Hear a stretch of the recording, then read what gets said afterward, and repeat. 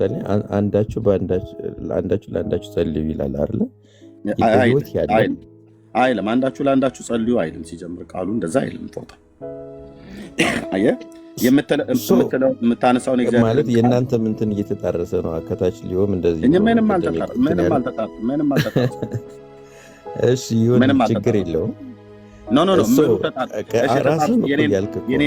የኔና የወንድሜ ሊዮ ምን ሆነ የተጣረሰው?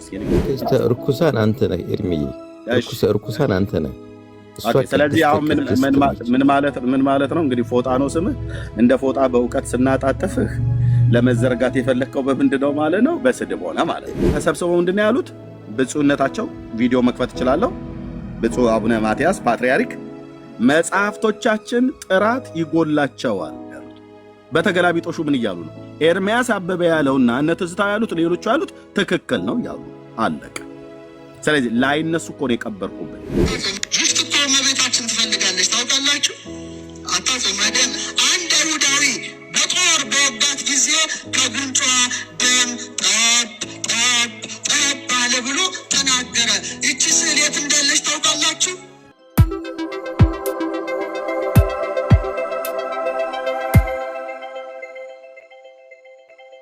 ነው እንግዲህ በህይወት ያለ ሰው እንደሚሞት ያውቃል። ከሞተ በኋላስ ፍቅሩ፣ ጥላቻው፣ ቅናቱ ሁሉ በሰማይ ከፀሐይ በታች ባለው ማለት ነው። ከፀሐይ በታች ማለት ምድርን ለመጥቀስ ነው ያ ሪፈረንስ የተደረገው። ከፀሐይ በታች ባለው አክቲቪቲ ለዘላለም እድል ፈንታ የላቸውም ተባለ። ስለዚህ በምድር ካለ በምድር ነው እንድትጸልይ ማለት ነው። የግዴታ ሀሁ እየተባለ ሁሉንም እንዲጠቀስልን አያስፈልግም። በግልጽ ያዕቆብ የጠየቀኝን ስለ ጸሎት ነው ያወራው። ጸሎት እኔ ለአንተ ጸልይልሃለሁ ብለኸኛል። አንተ ለእኔ መጸለይ አትችልም። እንደዛ ከሆነ በህይወት ያለ ሰው አንተም አትችልም ነው። እኔ ደግሞ የተረዳኸኝ አይደለም።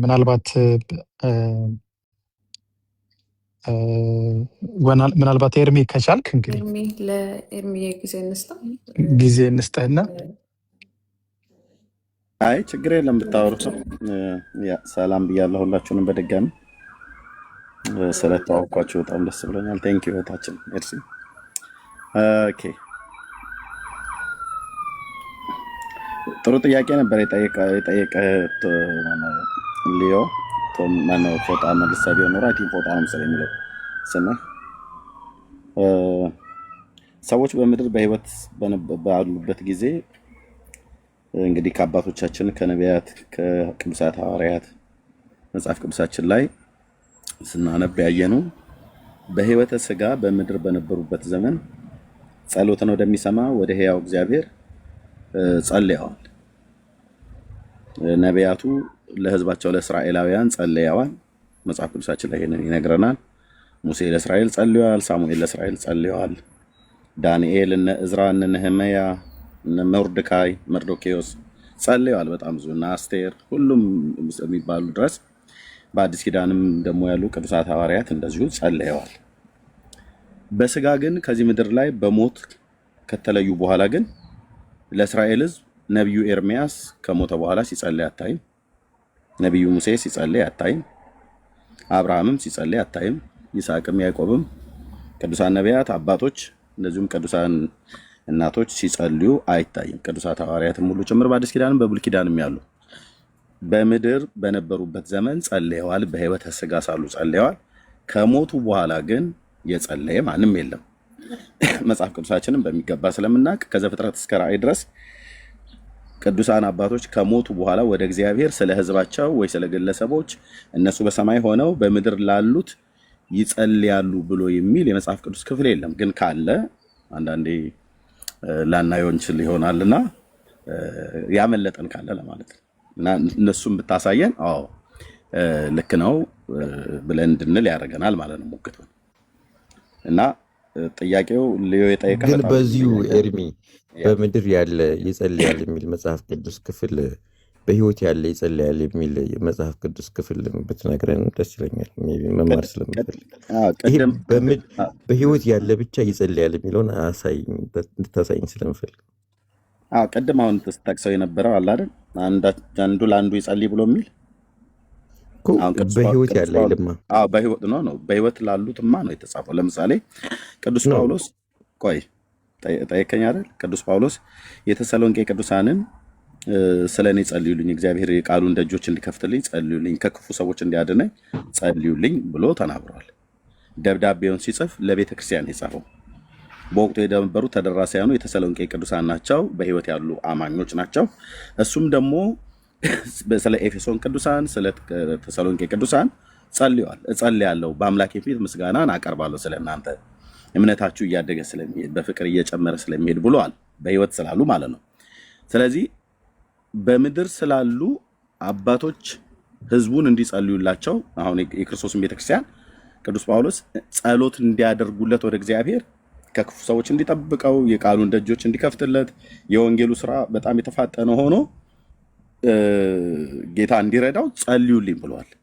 እነዛ ጸልዩልኝ ብሎ ያላቸው የተሰሎንቄ ቅዱሳንን እንጂ ዕብራዊ አማኝ እንደመሆኑ አዲስ ኪዳን የጻፈ 14 መልእክታትን የጻፈ ጳውሎስ ወደ ቀደሙ የብሉይ ኪዳን ነቢያት ከሱ በፊት ወደ ነበሩ የእግዚአብሔር አገልጋዮች ሞተው በሰማያት ነፍሳቸው ወዳሉት ወደ ነቢዩ ወደ ሳሙኤል ጸልይልኝ ብሎ አላቀረበም። ጳውሎስ አያውቀውም። ሳሙኤልን በደንብ ያውቀዋል፣ በታሪክ ያውቀዋል። የእግዚአብሔር ነቢይ መሆኑን ያውቃል። ኢሳያስን አያውቀውም? ያውቀዋል። አብርሃም፣ ይስሐቅ፣ ያዕቆብን አያውቃቸውም? አባቶች ናቸው፣ ግንዶች ናቸው፣ ያውቃቸዋል። እነዚህ ቅዱሳን አባቶች ቅዱሳን መሆናቸውን ያውቃል። አዎ በደንብ ያውቃል። ሳራን አያውቃትም? ሊያን፣ ርብቃን፣ ራሄልን አያውቃትም? ያውቃቸዋል። ቅዱሳን እናቶች መሆናቸውን እግዚአብሔር በዘመናቸው ያከበራቸው እነሱም እግዚአብሔርን አክብረውት ያንቀላፉ በስጋ የሞቱ እናቶቹ መሆኑን ያውቃል ጳውሎስ። ወደ እነሱ ግን ጸልዩልኝ ብሎ ሪኩዌስት ሲያቀርብ ግን አታየውም። ሪኩዌስትን ያቀረበው በህይወት ወዳሉ ለክርስቶስ ቤተክርስቲያን አማኞች ነው። የተሰሎንቄ ቅዱሳን በህይወት ነበሩ። ቸርች ነው፣ ለቸርች ነው ጸልዩልኝ አለው። ልክ አሁን አንተ ፎጣ እያገለገልክ ካለ ቤተክርስቲያንን ነው ጸልዩልኝ ብለህ የምትለው። የኦርቶዶክስ እምነት ተከታይ እንደመሆን መጠን በህይወት ያሉትን ቅዱሳን ነው ጸልዩልኝ ብለህ ማለት ነው። በህይወት ያሉትን ሰዎች ነው ጸልዩልኝ ብለህ የምትለው። ጸሎትን አቅርቡልኝ አባቴ ይጸልዩልኝ፣ በጸሎቶት ያግዙኝ፣ በጸሎቶት ያስቡኝ ብለህ የምትለው ካህኑን ነው ወይ ጳጳሱን ወይ ቆሞሱን ነው እንጂ እንደዚህ ብለህ እንድትል መጽሐፍ ቅዱስ ይፈቅድልሃል። ምክንያቱም በህይወት ያለ አንዱ ስለ አንዱ ይጸልይ፣ አንዱ ስለ ሌላው ይጸልይ ብሎ ባለው አምላካዊ ቃል መሰረት ማለት ነው እንጂ አሁን አንተ በህይወት አለ በምድር ነፍስህ ከስጋ አልተለየም። በህይወት አለ ሚንስ ነፍስህ ከስጋ አልተለየም፣ በስጋ አልሞትክም። በስጋ ግን የሞቱ ቅዱሳን ተብለው የሚባሉ ነፍሳቸው በአጸደ ገነት ወዳሉት አሁን ወደ ጌታችን እናት ወደ ማርያም ጸልይልኝ ብልሃት አታውቅም። ካልካትም የምትለው ያለ መጽሐፍ ቅዱስ መረጃ ሰአሊ ለነ ቅድስት ቅድስት ሆይ ለምኝልን ትላለህ እንጂ እሺ እለምንልሃለሁ እየለመንኩልህም ነው ለምኝልህም ደግሞ ይሄንን መልስ እግዚአብሔር ሰጥቶኛል ብላ ኮንቨርሴሽን ስታረጉ ስትነጋገሩ አንተ ስትናገራት እሷ ስትሰማ እሷ ስትናገር አንተ ማነው እሷ ስትመልስልህ አንተ ስትሰማት ምንም የሚያሳይ መጽሐፍ ቅዱስ ኤቪደንስ የለም። ይልቁንም በቤተክርስቲያናችሁ መጽሐፍቶች የቅዱሳን እናቶች ወይ ደግሞ አባቶች ተብለው የሚባሉት መጽሐፍ ቅዱስ ላይ ከሚታወቁት ማለት ነው። ለዚህ ነው የጌታን እናት ዋቢ አድርጌ የጠራሁትኝ። ይልቁንም የጌታ እናት ቅድስት ድንግል ማርያም በስጋ ስለሞተች አሁን በአጸደ ነፍስ ነው ያለችው፣ በስጋ በምድር ላይ የለችም። ቤተክርስቲያኒቱም በታሪክ በ64 ዓመቷ ሞታለች ብላ ትላለች። ኦኬ። ስለዚህ የጌታችን እናት ቅድስት ድንግል ማርያም የኢትዮጵያ ኦርቶዶክስ ቤተክርስቲያን አማኞች አሁን በሙሉ በምድር ስትጸልዩ ሳሊ ለነ ቅድስት ቅድስት ሆይ ለምኝልን፣ ቅድስት ሆይ ለምኝልን፣ ቅድስት ሆይ ለምኝልን ብሎ የሚል ጸሎት አለ ከውዳሴ ማርያም። በቅዳሴውም በተለያዩ ቦታዎች ላይ አለ። በማርያም ስም የተደረሱ መጽሐፍቶች ላይ በሙሉ እንደዚህ ይናገራል። የራሳችሁ መጽሐፍቶች ግን ደግሞ ማርያምም ሆነች ሌሎቹ ቅዱሳን በሰማያት ሆነው ለወንድሜ ለፎጣም ይሁን ለሌሎች ኦርቶዶክሳውያን ወገኖች እንደማይጸልዩ፣ እንደማይለምኑ፣ እንደማይማልዱ የራሳችሁ መጽሐፍቶች ይናገራሉ። ስለዚህ እርስ በርስ ይጣረሳል ማለት ነው። ውዳሴ ማርያም ሳሊ ለነ ቅድስት ብሎ ካለ በኋላ ሳሊ ለነ ቅድስት ግን ያለውን ተርጓሚው ላይ አባቶች ኤርሚ ከይቅርታ ጋር ማለት ነው እኔ የጠየቅኩ ምክንያቱም አንተ ብዙ ጊዜ ስከታተል መጽሐፍ ቅዱስን ላይን በላይን ስተነትን አያሃለው። ከዛ ቃላቶች ውጭ ከወጡ አይደለም እያልክም ስትናገር አያሃለው እና እኔ አንድና አንድ ጥያቄ ጠየቅኩ። አይ ቲንክ የኔን ጥያቄ ተመርኩዘ ቅዱሳን መጽሐፍቶቹ ጋር ሂደህ እነሱን ለመነካካት እየሞከርክበት ነገር አለ። እሱ ደግሞ ትክክል አይደለም። እኛ የራሳችን የምናምንበት እናንተ ጋርም ሊያገናኝ የሚችል አይደለም። የኦርቶዶክስ ብቻ አማኝ ይዞት የሚሄደው የተቀበለው ነው። በዚህ መንገድ ባታየው ደስ ይለኛል። እኔ የጠየቅኩህ አንተ እስከ ዛሬ በምትተነትናቸው መጽሐፍ ቅዱስን ዋቢ እያደረግክ እየጠቀስክ ይሄ ማለት እንደዚህ ነው ያልክ ስትናገር ብዙ ጊዜ ስላየው በህይወት ያለ መጽሐፍ ቅዱስ ላይም በላይ የተጻፈ በህይወት ያለ ብቻ ነው የሚያማልደው ወይም ደግሞ ነው መጸለይ የሚችለው የሚል ካለ ብቻ እሱን እኮ ነው እያልኩ ያለው። ቅድም ስጠቅሰው የነበረው በያዕቆብ መልክ መጽሐፍ ምዕራፍ 5 ቁጥር 16 ላይ ያለውን ቃል እሱን መሰለኝ ቅድም ስጠቅሰው የነበረው። ከፈለክም እሱ ቃል ነው መልቼ ልነግርህ እችላለሁ።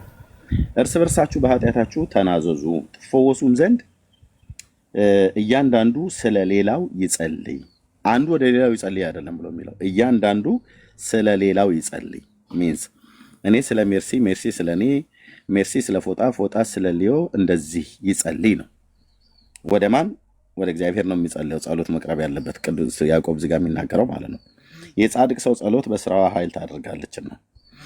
ስለዚህ እያንዳንዱ ስለ ሌላው ይጸልይ ብሎ ያለው መልእክቱ የተጻፈው ለማን ነው? ለአማኞች ነው። አሁን አንተ በዚህ ቃል መሰረት ማለት ነው አንተ ስለ እኔ መጸለይ ትችላለህ፣ እኔ ስለ አንተ መጸለይ እችላለሁ። ኤርምያስ ጸልይልኝ ብለህ ካልክ ምናልባት እንዲጸለይልህ የምትፈልገው ነገር አርዕስቱን ከነገርከኝ፣ ለምሳሌ ታምህ ከሆነ ጌታ እንዲፈውስህ፣ ተቸግረህ ከሆነ እግዚአብሔር ከዛ ችግር ውስጥ እንዲያወጣ ከፍየስ እችላለሁ። ኤርሚ የዚህ ጋር እንደማይመስልኝ ከፍየስ እችላለሁ። ለምሳሌ የለም ንግድ መጽሐፍ ቅዱስ አይፈቅድም። እንደዛ ከሆነ ብዙ ማለት እናንተ እምነት ላይ በክፍያ ነጋዴዎች ናቸው። እኛ ራሳችን ተቃውመናል። ነጋዴዎች ናቸው እንደዛ የሚያደርጉ። እናንተ ሳትነግሩን በፊት እኛ ቤት ያሉትን ነጋዴዎች ናቸው እንደዛ የሚያደርጉ። ግን አሁን ይህንኑ ነገር እኔ እናንተ ቤት ባሳየ አንተ እኔ በተናገርኩበት ያህል መጠንና ልክ ግን አትናገራቸውም እነዛ ማለት ነው። ምንም አይነት መንፈሳዊ ነገር ከገንዘብ ጋር ከተገናኘ ንግድ ነው። ኦኬ፣ በነፃ የተሰጠንን በነፃ እንድንሰጥ ነው መጽሐፍ ቅዱስ የሚያስተምረው። ጸጋን እግዚአብሔር ሲሰጠን ጸጋውን በነፃ ነው እግዚአብሔር የሰጠው። የመስበክ፣ የማስተማር፣ የመፈወስ፣ ትንቢትን የመናገር የትኛውን የጸጋ ስጦታዎች በአካሉ ላይ ባለች በቤተክርስቲያን ላይ እግዚአብሔር ሲሰጥ ለአካሉ ጥቅም ነው።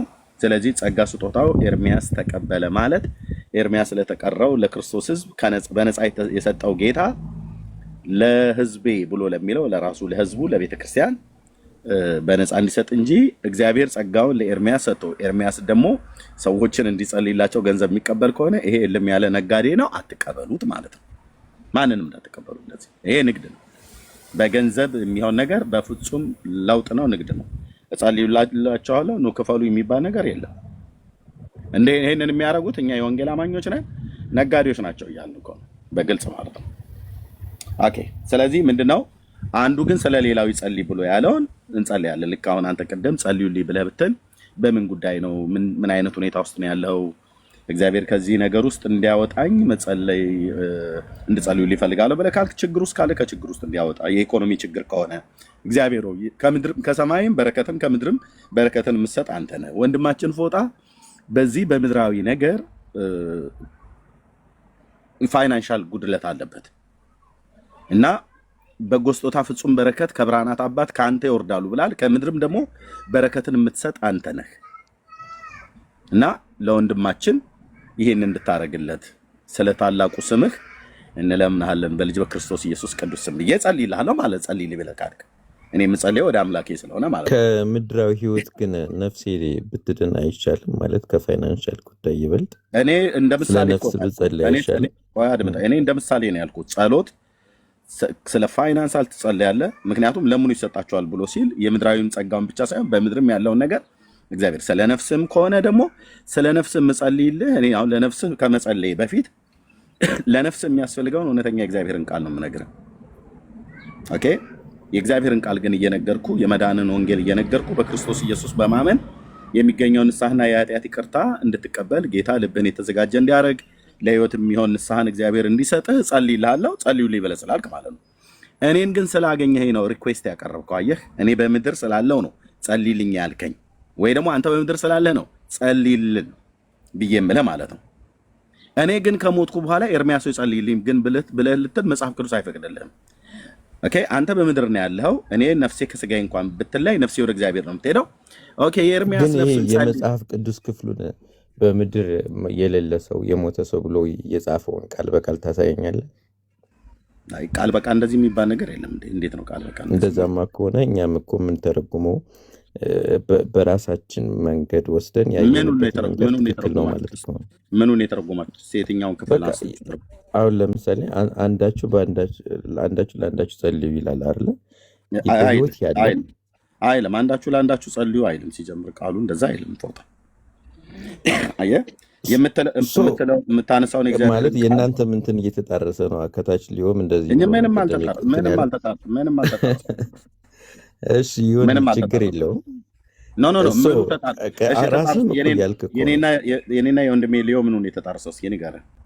እሱ አንዳችሁ ለአንዳችሁ መጸለይ ትችላላችሁ ተብሏል እኮ። እኔም እኮ እሱን እኮ ነው ይኸው ያዕቆብ 5:16 እኮ ብዬ እየጠቀስኩልህ እኮ ክፍል እኮ ነው።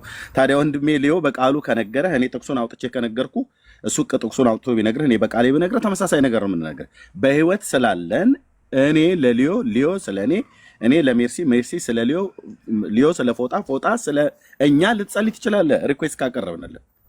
እኔ ሪኩዌስቱን አሁን በህይወት ለምናለም እንደዛ ካልክ በህይወት ያለ ነው መጸለይ የሚችለው ብሎ ለምን አላሰመረበትም? አቤት እዛው ላይ በህይወት ያለ ብቻ ነው። እሺ አሁን እሺ አንዱ ስለ አንዱ ይጸልይ ብሎ ይላል አይደለ? ከፍ አድርገው። አሁን እንግዲህ ዶዙን ከፍ አድርገዋለሁ፣ ቀጥዬ ማለት ነው። ዶዙን ከፍ አድርገዋለሁ። አንዱ ስለ አንዱ ይጸልይ ብሎ ባለው በያዕቆብ መልእክት መጽሐፍ ምዕራፍ 5 ቁጥር 16 መሰረት አንተ ስለ ማርያም ስለ አንተ ትጸልይልሃለች። አፍጥ ነው ማለት እኔ ስለ ማርያም አንዱ ለአንዱ ይጸልይ ብሎ ባለው ያዕቆብ 5 እሷ ንጽሕት እኮ ነች። እሷ ንጽሕት እኮ ነች። ስለዚህ እሷ ለአንተ ትጸልይልሃለች እንጂ አንተ ለእሷ ግን አትጸልይላትም አይደል? እሷ ንጽሕት ነች ወንድሜ። አንተ ስለ እሷ አትጸልይላትም፣ እሷ ግን ስለ አንተ ትጸልይልሃለች አይደል?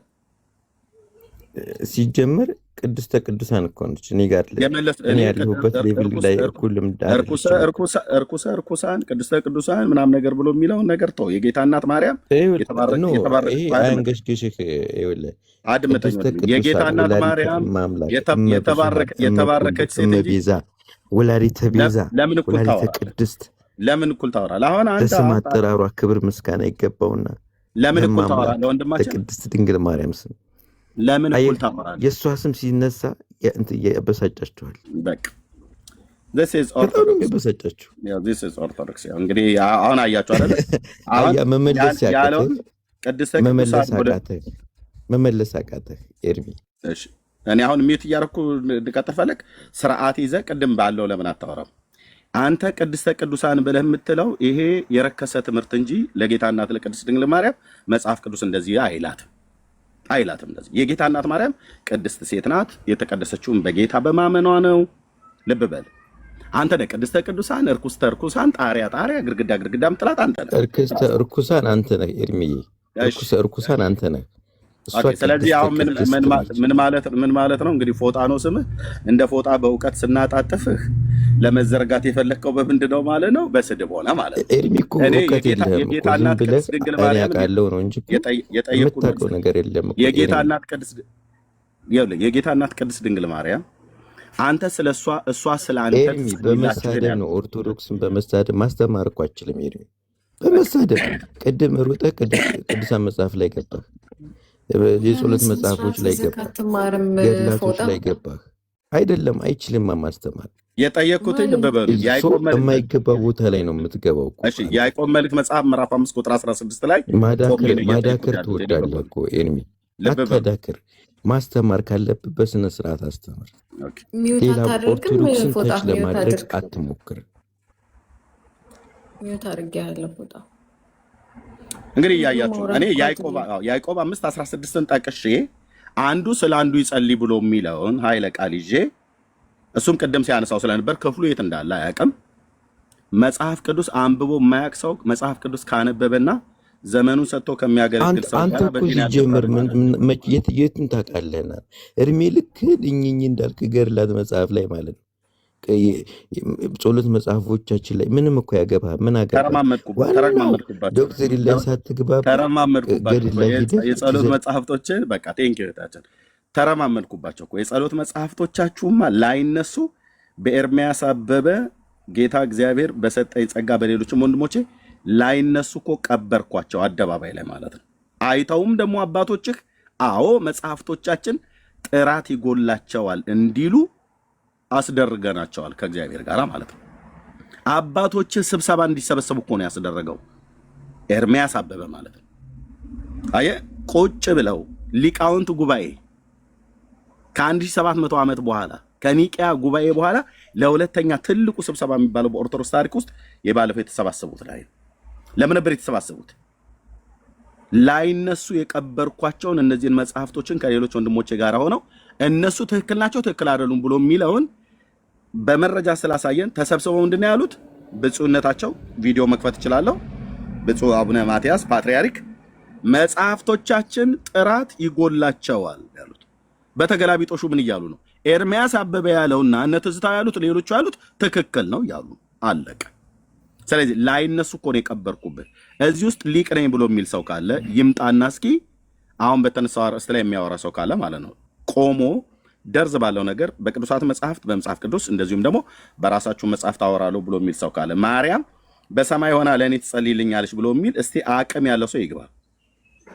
በራሳችሁ መጽሐፍቶች ወገብ አገዳ ሲመታ ታየዋለህ ማለት በራስ መጽሐፍት ማለት ነው አይደለም በመጽሐፍ ቅዱስ በራሳችሁ መጽሐፍቶች የራሳችሁ መጽሐፍቶች እርስ በርስ ይጣላሉ። እናንተ አታነቧቸውም አታውቋቸውም። ከመሳም ውጪ መሳም ነው እናንተ መሳም መሳሳም ከመጽሐፍ ጋር መተሻሸት ትራስጌ አድርጎ መተኛት እሱ ለውጥ አያመጣም። እሱ መፍትሄ አያመጣልም። አንብበው ታምረ ማርያም ውዳሴ ማርያምን ቢሆን መጽሐፍ ቅዱስም ቢሆን ትራስጌ አድርገህ የምተኛው ሰውዬ አንብበው። ስታነበው ነው ውስጡ ጉድ። ካልሆነስ አሳ ጎርጓሪ ዘንዶ ያወጣል እንዲሉ ዘንዶን እየጎተትኩ አወጣላለሁ። በመረጃ በእውቀት ካሜራ ከፍታለሁ። መጽሐፍቶቹ አሉኝ። ደርዝ በደርዝ ነው የምናወራው። እናንተ የፈለጋችሁ ብትወራጩ አባቶቻችሁ ሊቃውንቱ ስማችንን ጠርተው እኮ ስብሰባ ላይ እኮ ተጠይቋል። ኤርሚያስ አበበ ብዙ ህዝብ እያሳተብን ነው ብለው ቪዲዮ ከፍታለሁ። ስሜን ጠርተው እኮ አልኩ ጳጳሳቱ ፊት። ለምን የማወራው ነገር በመረጃ እንደሆነ ነው። ጴንጤ ዝም ብሎ በድፍረት አይናገርም። ከተናገርም ለስተታችን ይቅርታ እንጠይቃለን። ይቅርታ ቤተክርስቲያን ፔንቴኮስታሉ በሙሉ ተወክለናለህ ብለው ደብዳቤ ባይጽፉልኝም እኔ ወንጌላዊ ነኝ፣ አገልጋይ ነኝ፣ ቤተክርስቲያን አለኝ፣ ፓስተር አለኝ፣ ቸርች አለኝ፣ የምገለግልበት ማለት ነው። ኃላፊነት አለ፣ ቤተሰብ አለኝ። የኢትዮጵያ የወንጌል አማኞችን በደብዳቤ በፊርማ ፈርመው ይሄው ይወክለናል ብለው እስኪ ሰጡ ድረስ አልጠብቅም፣ ግን እወክላቸዋለሁ። ለማወራው ነገር ኃላፊነት አለ። ለማወራው ነገር ደርዝ ያለው ነገር ያለ መረጃ ያለ ገጽ ምዕራፍ ግዕዝ ከአማርኛ ጠቅሼ ማለት ነው። መጽሐፍ ቅዱስን ቢሆን ልክ እንደዚሁ ማለት ነው። እና ገብታችሁ ማውራት ትችላላችሁ። ለዚህ ነው አየህ አንተ ስለ ማርያም ስለ አንተ ትጸልይልሃለች ወይ ነው ብዬ የጠየኩት። ማነው የያዕቆብ መልእክት መጽሐፍ ምዕራፍ 5 ቁጥር 16 ላይ ማለት ነው። አንዱ ስለ አንዱ ይጸልይ ብሎ ያለው እኔ ስለ ሊዮ ስለ እኔ ሜርሲ ለእኔ አንዳችን ለአንዳችን እንድንጸልይ ለቤተክርስቲያን የተጻፈ ነው። በህይወተ ስጋ ስላሉ ነው አየህ አንዱ ለአንዱ የሚጸልየው። ከሞቱስ በኋላ ቅዱሳን ይጸልያሉ። እስቲ ማርያም በሰማይ ሆና ትጸልይልኛለች ብሎ የሚል ሰው ካለ ይግባ። አቡነ ተክለ ሃይማኖት በሰማይ ሆኖ ለእኔ ይጸልይልኛል ብሎ የሚል ሰው ካለ ይግባ። ቅዱስ ሚካኤል ለእኔ ይጸልይልናል ለቤተ ክርስቲያን ደፋ ቀና ነው ብሎ የሚል ሰው ካለ ይግባ። እኔ እኮ አሁን የቸገረን የሚሳደብ ኦርቶዶክሳዊ ነው። ገና አቅም አለኝ ማውራት እችላለሁ። በቤተ ክርስቲያኔም በመጽሐፍ ቅዱስም እንደዚሁም በቤተ ክርስቲያናችን ገድላት ድርሳናት ታምራትን ብሎ የሚል ሰው ካለ ይግባ። ቴንክ ዩ እና ይሄን ነው ብለን የምንለው መምጣት ትችላላችሁ። ቴንክ ዩ እህቴ ሜርሲ ቤቱን መሪ። እሺ እርምዬ ተባረክልኝ። እስቲ መግባት የምትፈልጉ ኦርቶዶክሳውያን ላኩልኝ። አንድ ቁጥር ጻፉ ከታች። ምንም ልለያችሁ ስላልቻልኩኝ በአሁኑ ርዕስ ላይ መወያየት የምትችሉ ኦርቶዶክስ የሆናችሁ ሰዎች ላኩልኝ። ሪኩዌስት ላኩ። ኦሊ ነው ኦሊ አሸናፊ አንዳንድ ቁጥር ኦሊ እየጻፈ ነው። አንዳንድ ቁጥር እየጻፈ ነው አይደል?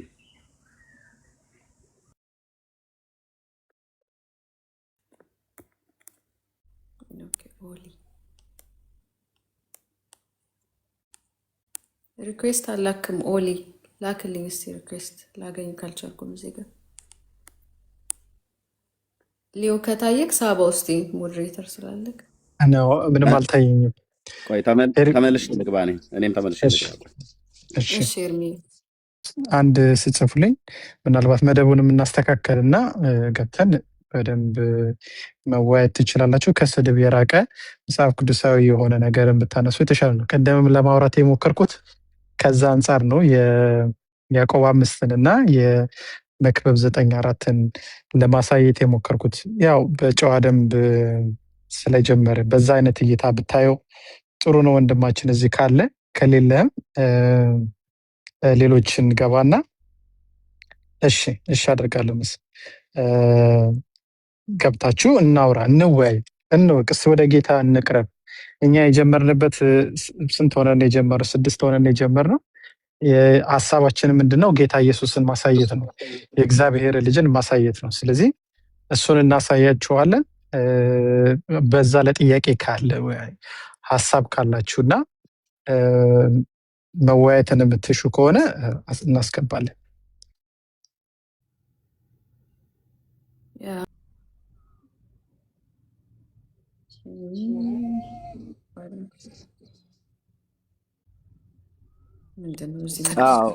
ምንድነው አገልጋዮች ናቸው እንደዚህ ብለው የመከሯቸው።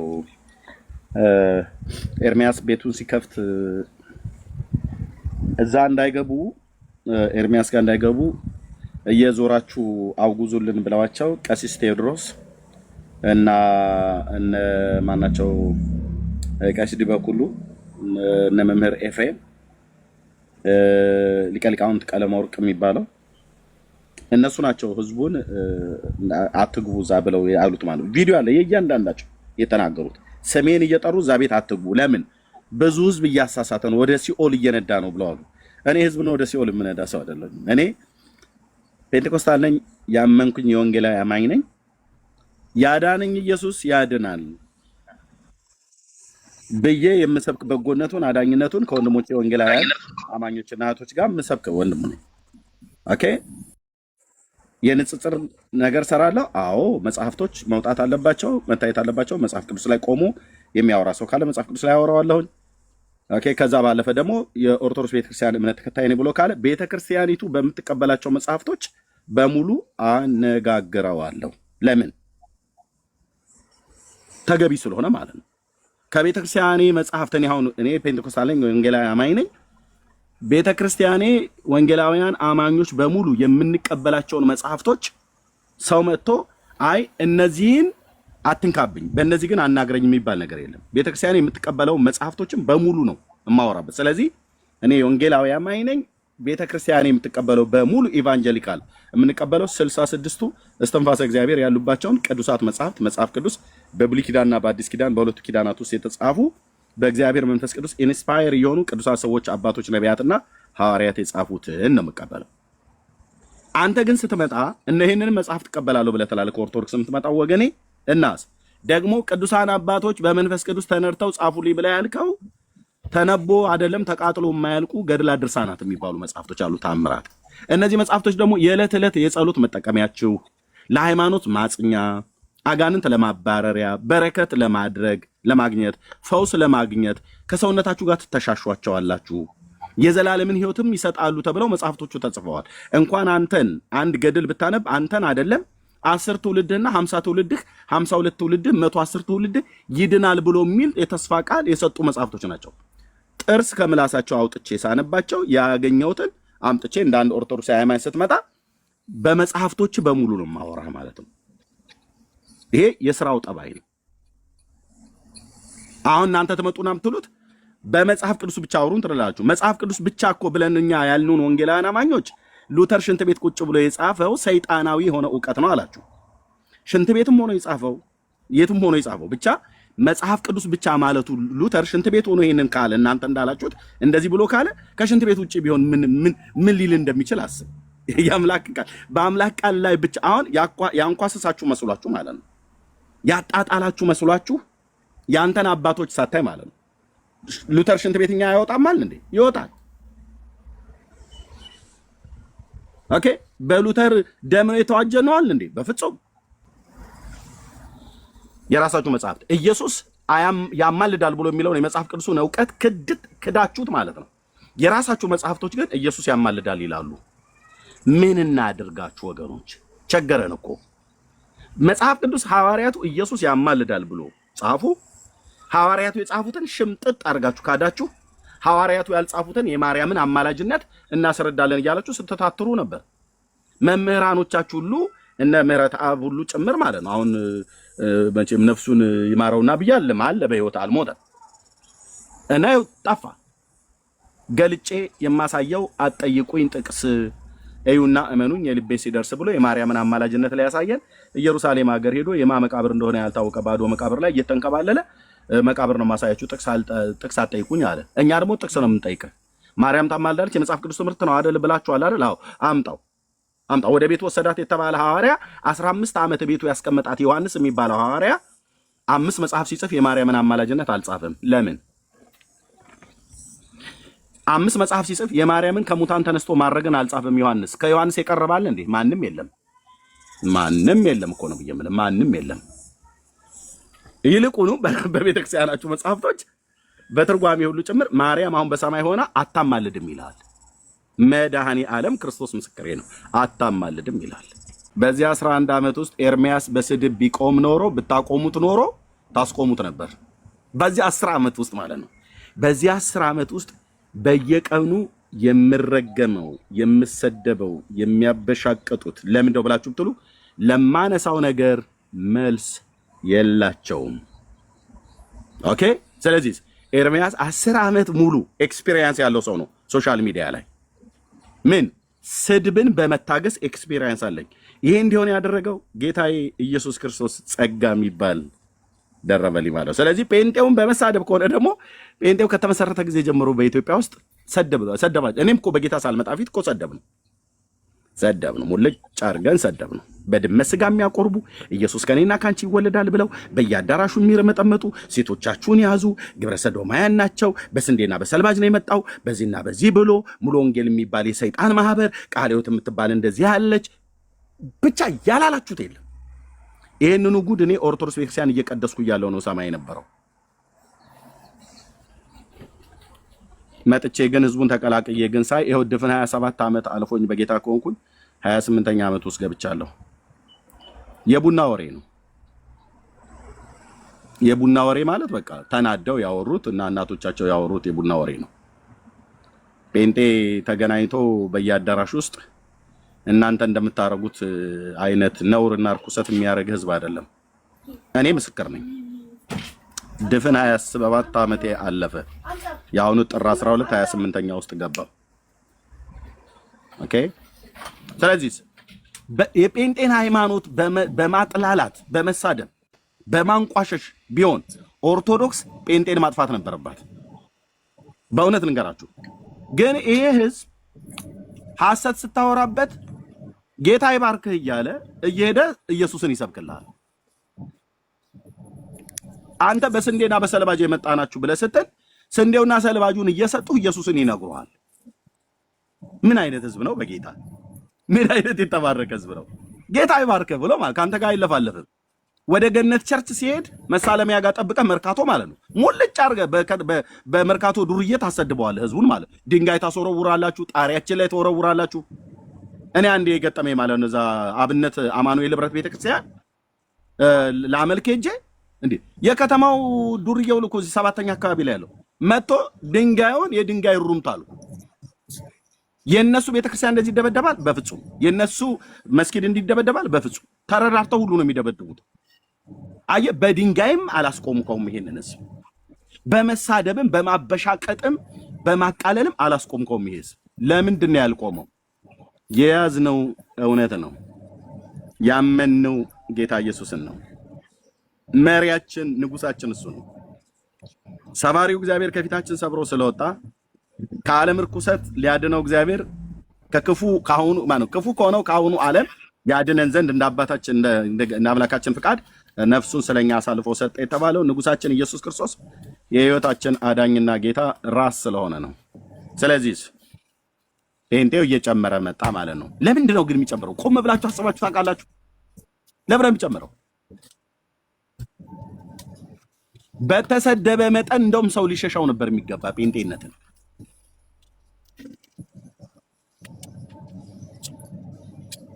እዛው ቁጭ ብዬ እየተጨናበስኩ እያለ ነው ሲሰድቡት የሰማሁት ይሄንን ህዝብ።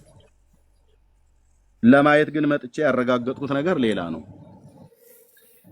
የታሙበት የተሰደቡበት ነገር የለም። ወፍ አልኩ፣ ወፍ የለም። ቤቱ ይሄ የመዳሪያ ቤት አይደለም። ሚስት ያለን ሰዎች በቤታችን ከሚስቶቻችን ጋር የሚገባው ነገር እናደርጋለን እንጂ ለማምለክ ቤተክርስቲያን መጥተን ሙሉ ወንጌል ተሰብስበን ቃለ ሕይወት ተሰብስበን መብራቱን አጥፉት ፓስተሩ ፊሽካ አስነፍቶ ያስጀምራል። እንዲህ አይነት ተልካሻ ወሬ አታውሩ ወገኖቼ። እኔ የሥላሴ ባሪያን አታጭበረብረኝም ብራዘር። ኦኬ የኦርቶዶክስ ቤተክርስቲያን ዲያቆን የነበርኩ ነኝ። እንዲህ አይነት ነውራም ነገር እኛ ጉባኤ ውስጥ አይደረግም። ሂድ የትኛውም ቸርች ላይ ያልኩ መካነ ኢየሱስ ቸርች ሂድ፣ ቃለ ሕይወት ሂድ፣ መሰረት ክርስቶስ፣ አማኑኤል፣ ሕይወት ብርሃን፣ የትኛውም ቸርች ሂዱ። እንዲህ አይነት ነውራም ነገር አናደርግም። እንዲህ እንኳን ዋሽታችሁ ህዝቡን ከጴንጤ አላስጣላችሁትም። ብፁዕ አቡነ ማትያስ በባለፈው የግንቦት ርክበ ካህናት ላይ 10 ሚሊዮን ኦርቶዶክሳውያን አጣን ብለው አሉ። ማቅ ለበሱ። የት ሄደ ይሄ ህዝብ? 10 ሚሊዮን ኦርቶዶክሳውያን የት ሄዱ? ወደኛ ወደ ወንጌላውያን አማኞች መጡ። እንዴት ይመጣሉ? እንዴት ጴንጤ እንደዚህ እየተዋሸበት እንዴት መጥተው ይቀላቀሉናል? አየህ፣ የሚዋሽብንና መጥተው የሚያዩት አንድ አይነት አይደለም ማለት ነው። ዋሹባችሁ ጴንጤዎቼ ወገኖቼ። ከዛሬ 27 ዓመት በፊት እኔ በኦርቶዶክስ እዛው እየተጨናበስኩ ለነበር መጣው በዋሹባችሁ ነገሮች መጣው ላይ የሙሉ ወንጌል ቤተክርስቲያን ባዘጋጀች ኮንፈረንስ ያየሁት ነገር የእግዚአብሔር ቃል ሲሰበክ ነው።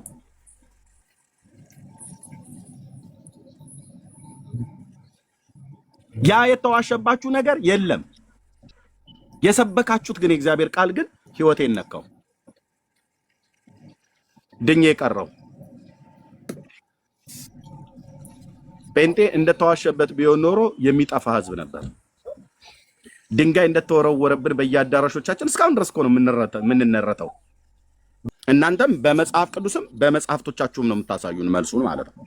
ጥያቄ እየጠየቅን ነው። ቴንኪው ሜርሲ። በጣም ስላስራዘምኩ ይቅርታ። ሌሎችም ወገኖች ሁላችሁንም ሰላም ብያለሁ። እነ ቢኒያ ሁሉ ወንድምነት፣ ሌሎችም የመጣችሁ ለእንግዶች ጊዜ ይሰጥ ያውሩ። ቴንኪው አለውኝ።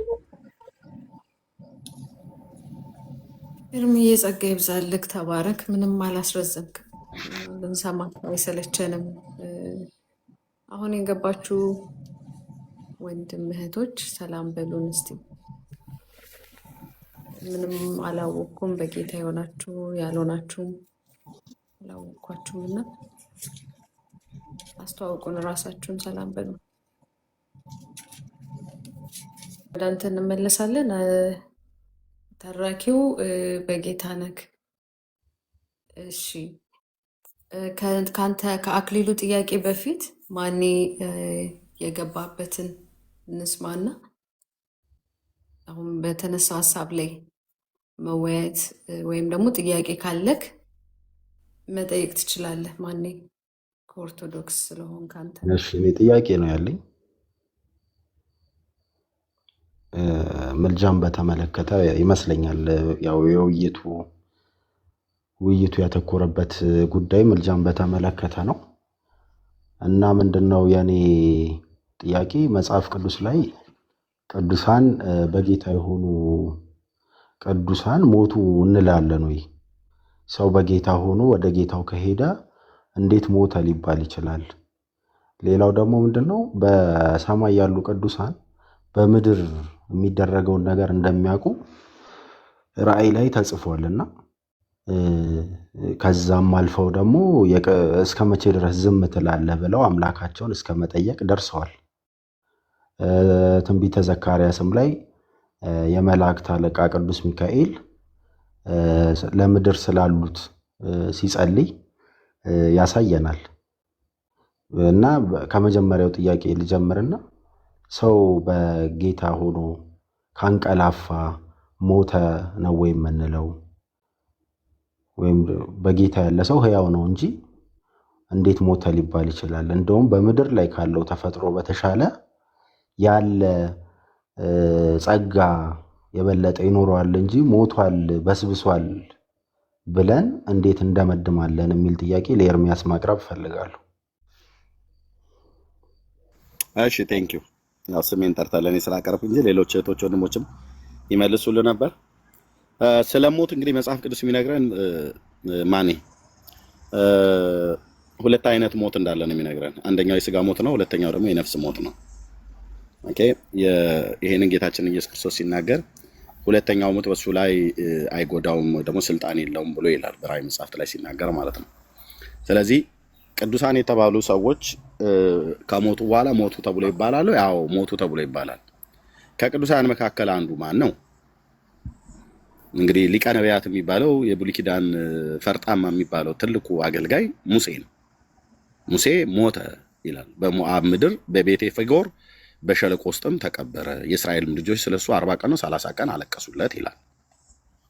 ሙሴ ምን አለ ይላል? ሞተ በሞዓብ ምድር ማለት ነው። ወደ ፈስጋ ተራራው ጣለው፣ በዚያ ሞተ ይላል። ከዚያስ ተቀበረ። መቃብሩ አልታወቀም እንጂ እስራኤልማ ቀብረውታል። እስራኤላውያን ቀብረውታል፣ አልቅሰውለታል። ስለዚህ ሙሴ ሞተ አይልም መጽሐፍ ቅዱስ ይላል። ሳሙኤልም ሞተ ይላል፣ አባቶች ነቢያት ማለት ነው። በአርማቴ ተቀበረ ይላል፣ በተወለደበት አካባቢ ማለት ነው። ዳዊትም ሞተ ይላል እና በዳዊትም መቃብር ተቀበረ ይላል። ሳራም ሞተች ይላል፣ ከኬጢ ልጆች ከገዛው ድርብ ዋሻ ውስጥ ተቀበረች ይላል። ላስቆጥረህ አባቶቼን በስጋ ስለሞቱ ሞተ ብለው ሞተ ትውልድ ሁሉ ወደ የአባቶቹ ተከማቸ ብሎ ይላል። አሮን ካህኑ ሞተ። ማርያምም የሙሴ እህት ማርያም ሞተች። በስጋ ነው የሞቱት። እነዚህ የጠሯቸው ቅዱሳን አይደሉ? ማርያም የምትባለው የጌታችን ስለ ነፍስ ሞት ነው። እኔ እሱን እኮ ነገርኩ። የነፍስ ሞትማ እና ሁለት ሞት አለ ብያልኩ እኮ እኔ ነኝ። አንተ ቅድም ግን ቅዱሳን ከሞቱ በኋላ ሞቱ ይባላሉ ብለህ ድምስስ አድርገህ ነው የጠየቀኝ።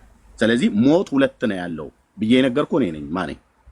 ስለዚህ የጌታችንን እናት ባልተወለደችበትና ባልተፈጠረችበት ጊዜ ከእሷ በፊት የነበሩ ቅዱሳን የብሉይ ኪዳን አባቶችና እናቶች ሁሉ ሞተው መቃብራቸው ያንዳንዱ አሁን ድረስ አለ።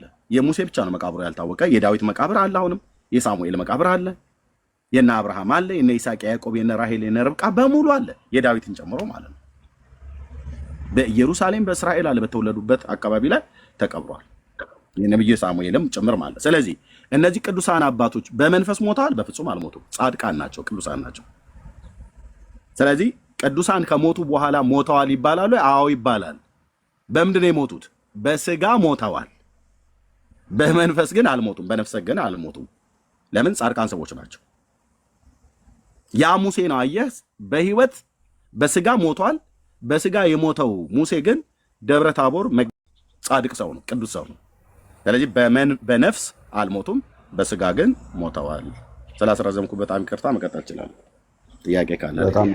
በጣም ጥሩ። አዎ፣ አይ ትክክል ነው። በዚህ ሀሳብ እኔም እስማማለሁ። በስጋ ሞተዋል፣ በነፍስ አልሞቱም። ይሄ በጋራ የሚያስማማ ይመስለኛል። ጥያቄ ግን ምንድን ነው? ስለዚህ በነፍስ ህያዋን ናቸው።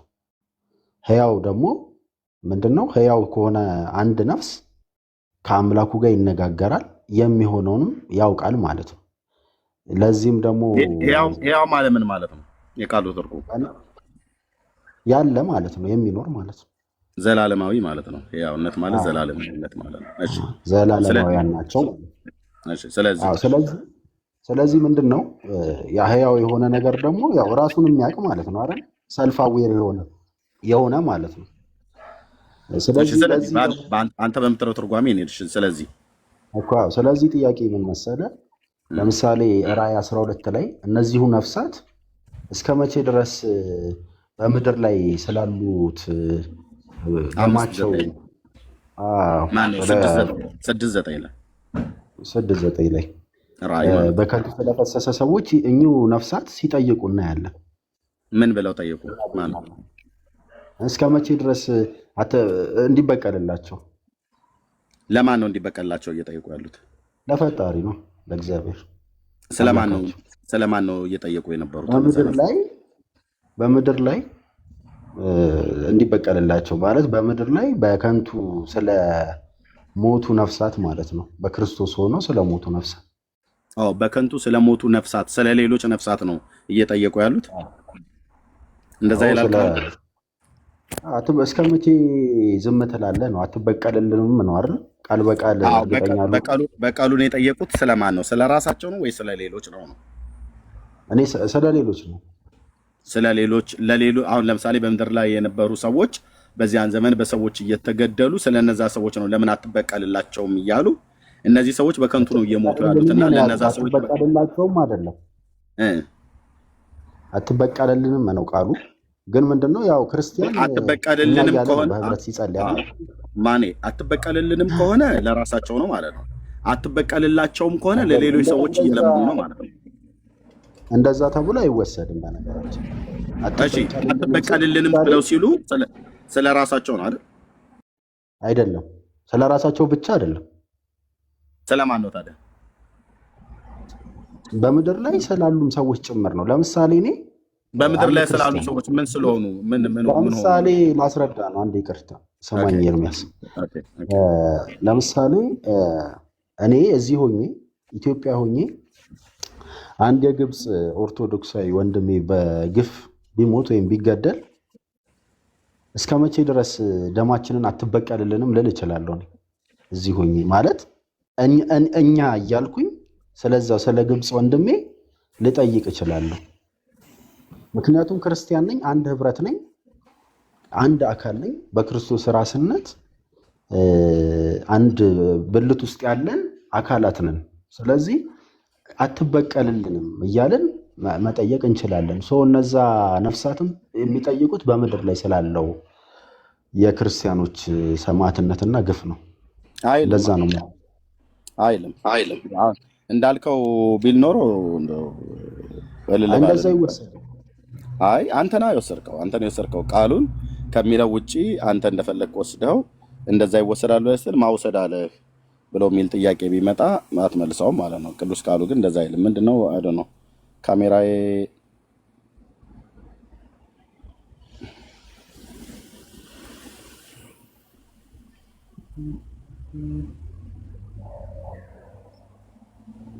አሮን ለምንድነው ካሜራ አልከፍት ያለ?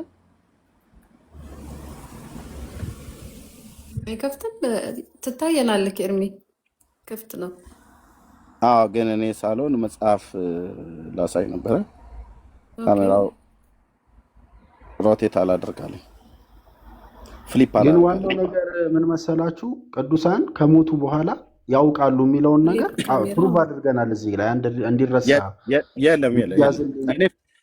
እኔ ፊት ፕሩቭ የምታደርገው አንድ ጥቅስ ሳጠቅስ እኔ ፊት ፕሩቭ ያደረግከው የለም።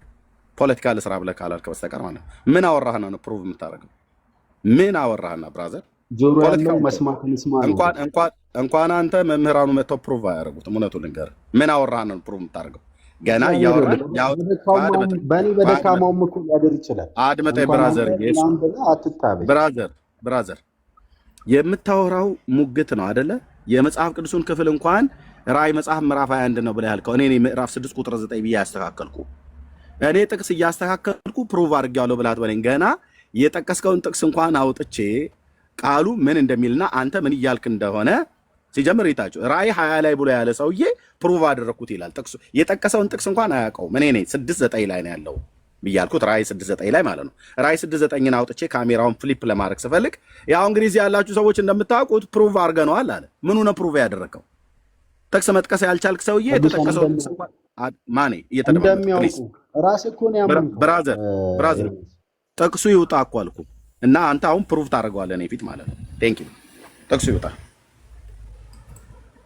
እሺ በነፍስ ሕያዋን ናቸው ብለሃል አላልክም? ብራዘር የአንተ ሳትለኝ በፊት እኔ በነፍስማ ሕያዋን እንደሆኑ ሁለት አይነት ሞት እንዳለ እኔ ነኝ የነገርኩህ፣ አንተ አታውቀውም።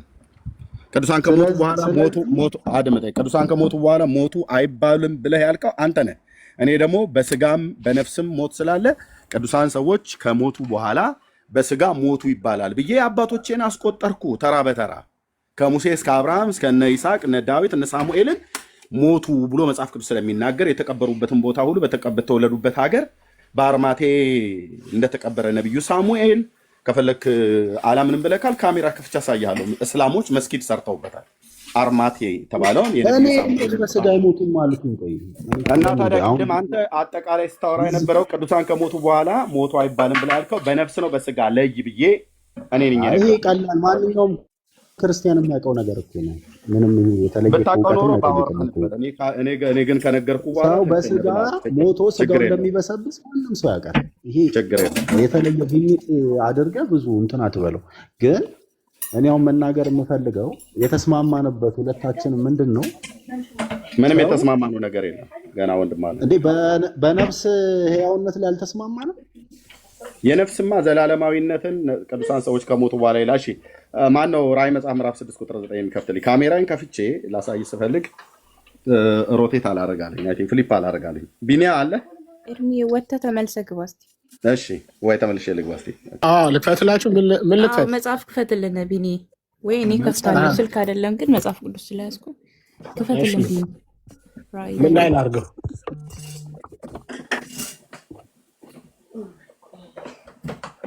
ራዕይ 6:9 ራዕይ 6:9 እሺ። ካሜራ እኔ እዚህ አውጥቼው እምቢ አለኝ ካሜራ ፍሊፕ ለማድረግ። ለምን ስታክ እንዳደረገ አይደለም።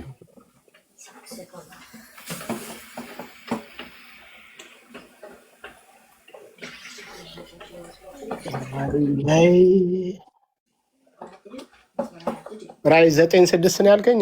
6:9 አምስተኛውን ማህተም በተፈታ ጊዜ ብሎ ከሚለው ጀምሮ ማለት ነው። ታቸው ፖስት እያደረጉልህ ነው። ይኸው ማኔ ከዛ ታብራራልናለህ። በታላቅ ድምፅም እየጮሁ ቅዱሱና እውነተኛ ጌታ ሆይ እስከ መቼ ድረስ አትፈርድም? ደማችንስ በምድር በሚኖሩት ላይ ነው። ከቁጥር 9 ጀምሮ አንብበው። ቁጥር 10 ነው እነሱ ፖስት ያደረጉት። ቁጥር 9 ያው ለፍቃዱ ፖስት ካደረገው ላይ ጀምር። አምስተኛውን ማህተም በተፈታ ጊዜ በጣም ግን ጥሩ ተሳዳቢ ሰዎች አሏችሁ። ከታች እየተሳደቡ ነው። እስቲ ብታስቆሙ። ኦርቶዶክሳውያን ናቸው። ኦርቶዶክሳውያን ወገኖች አሉን። ጥሩ ኦርቶዶክሳውያን ተሳዳቢዎች አሉ። እየሰደቡ ነው። እውነት ብለሃል። ኦርቶዶክሳውያን ወገኖች አሉ። እየሰደቡ ነው። የምትታዘቡ ከሆነ ልክ ነው። ገና ይሰድበዋል። ኦርቶዶክሳውያን በዚህ ይታወቃሉ። እውነት ነው። ይሰድበዋል። ሙልጭ አድርገው ነው የሚሰድቡ። ሲሳደቡ ኦርቶዶክስ ነው የእኛ ወገን ነው ብለው እንኳን አይለዩልህም። ሙልጭ አድርገው የሚሰድቡ። አንተ ቃሉ ላይ ትኩረት አድርግ። ላትሰደብ ነው እንዴት ታዲያ የመጣው? ይሰድባል። 9 እና 10 እንዲነበብልኝ ፈልጋለሁ። 9 እና 10 ራስ አንብብ። ጥቅሱንም እኔ ነግሬህ መጽሐፉንም እኔ አንብቤልህ ራስ አንብብ። ኦኬ። አምስተኛውንም ማኅተም በፈታ ጊዜ ስለ እግዚአብሔር ቃልና ስለጠበቁት ምስክር የታረዱትን የሰዎች ነፍሳት ከመሠዊያ በታች አየሁ። በታላቅ ድምፅም እየጮሁ ቅዱስና እውነተኛ ጌታ ሆይ እስከ መቼ ድረስ አትፈርድም? ደማችንንስ በምድር በሚኖሩት ላይ እስከ መቼ አትበቀልም አሉ። እሺ 11 ለእያንዳንዳቸውም መቅደሱ ተሰጣቸው። እንደነርሱም ደግሞ ይገደሉ ዘንድ ያላቸው የባሪያዎች ባልንጀሮቻቸውና የወንድሞቻቸውን ቁጥር እስኪፈጸም ድረስ ገና ጥቂት ዘመን እንዲያርፉ ተባለላቸው። ቴንኪዩ። እነዚህ ነጭ ልብስ የተሰጣቸው ሰዎች እነማን ናቸው? የሞቱ ቅዱሳን ነፍሳት ወይስ በሕይወት ያሉ ቅዱሳን? የሞቱ ቅዱሳን ነፍሳት። አለቀ። ደማችንን በምድር ላይ ያፈሰሱት ብሎ ያሉት እነማን ናቸው? እንግዲህ እዩ፣ በራሱ አፍ ሲናዘዝ ማለት ነው። ደማችንን በምድር ላይ ባፈሰሱ ብሎ ያሉት የሞቱ ሰዎች ናቸው ወይስ ያልሞቱ ቅዱሳን? የሞቱት አለቀ። ፋይሉን እየዘጋ ነው። ልክ ነው። በቃ እንደዚያ ነው። ፋይሉን እየዘጋ ነው የምንሄደው። እዚህ ጋር አንድ ከመሰዊያው በታች ያያቸው በህይወት ያሉትን ቅዱሳን ማነው? ያልሞቱ ቅዱሳን ነው ወይስ የሞቱን ቅዱሳን ነው? በህይወት በአጸደ ነፍስ ያሉትን ነው ያያቸው። ከመሰዊያው በታች ምን አየሁ ነው ብሎ ያለው? ወንድምነት ካሜራውን ከፈታው እዛው ጋር አድርገው፣ ትልቁ ላይ እዛው ጋር እንዳለ። ከመሰዊያው በታች ምን አየሁ ይላል? ቁጥር 9 ቁጥር 9 ወንድምነት ወርታይ ዝቅ አድርግለት። ምን አየሁ ይላል? የታረዱ ወይስ ያልታረዱ ሰዎች ነፍሳት? ማኔ ስለ አምስተኛው ማተም በተፈታ ጊዜ ስለ እግዚአብሔር ቃልና ስለጠበቁት ምስክር የታረዱትን የሰዎች ነፍሳት ከመሰዊያ በታች አየሁ። ከመሰዊያው በታች ያያቸው የታረዱ ቅዱሳት ነፍሳትን ነው ወይስ ያልታረዱትን ያየው? የታረዱትን። ስለዚህ እነዚህ ሰዎች የሞቱ ናቸው ማለት ነው። የሞቱ ቅዱሳን ናቸው። ከመሰዊያ በታች ያያቸው የቅዱሳንን ነፍሳት ነው አየሁ ብሎ የሚለው ይሄ መሰዊያ በምድር ነው ወይስ በሰማይ ነው ያየው? በሰማይ ነው። በሰማይ ቴንክ ዩ። ይሄ መሰዊያ ግዑዝ መሰዊያ ነው ወይስ መንፈሳዊ መሰዊያ ነው? መንፈሳዊ መሰዊያ ነው። መንፈሳዊ መሰዊያ ነው። ጎበስ።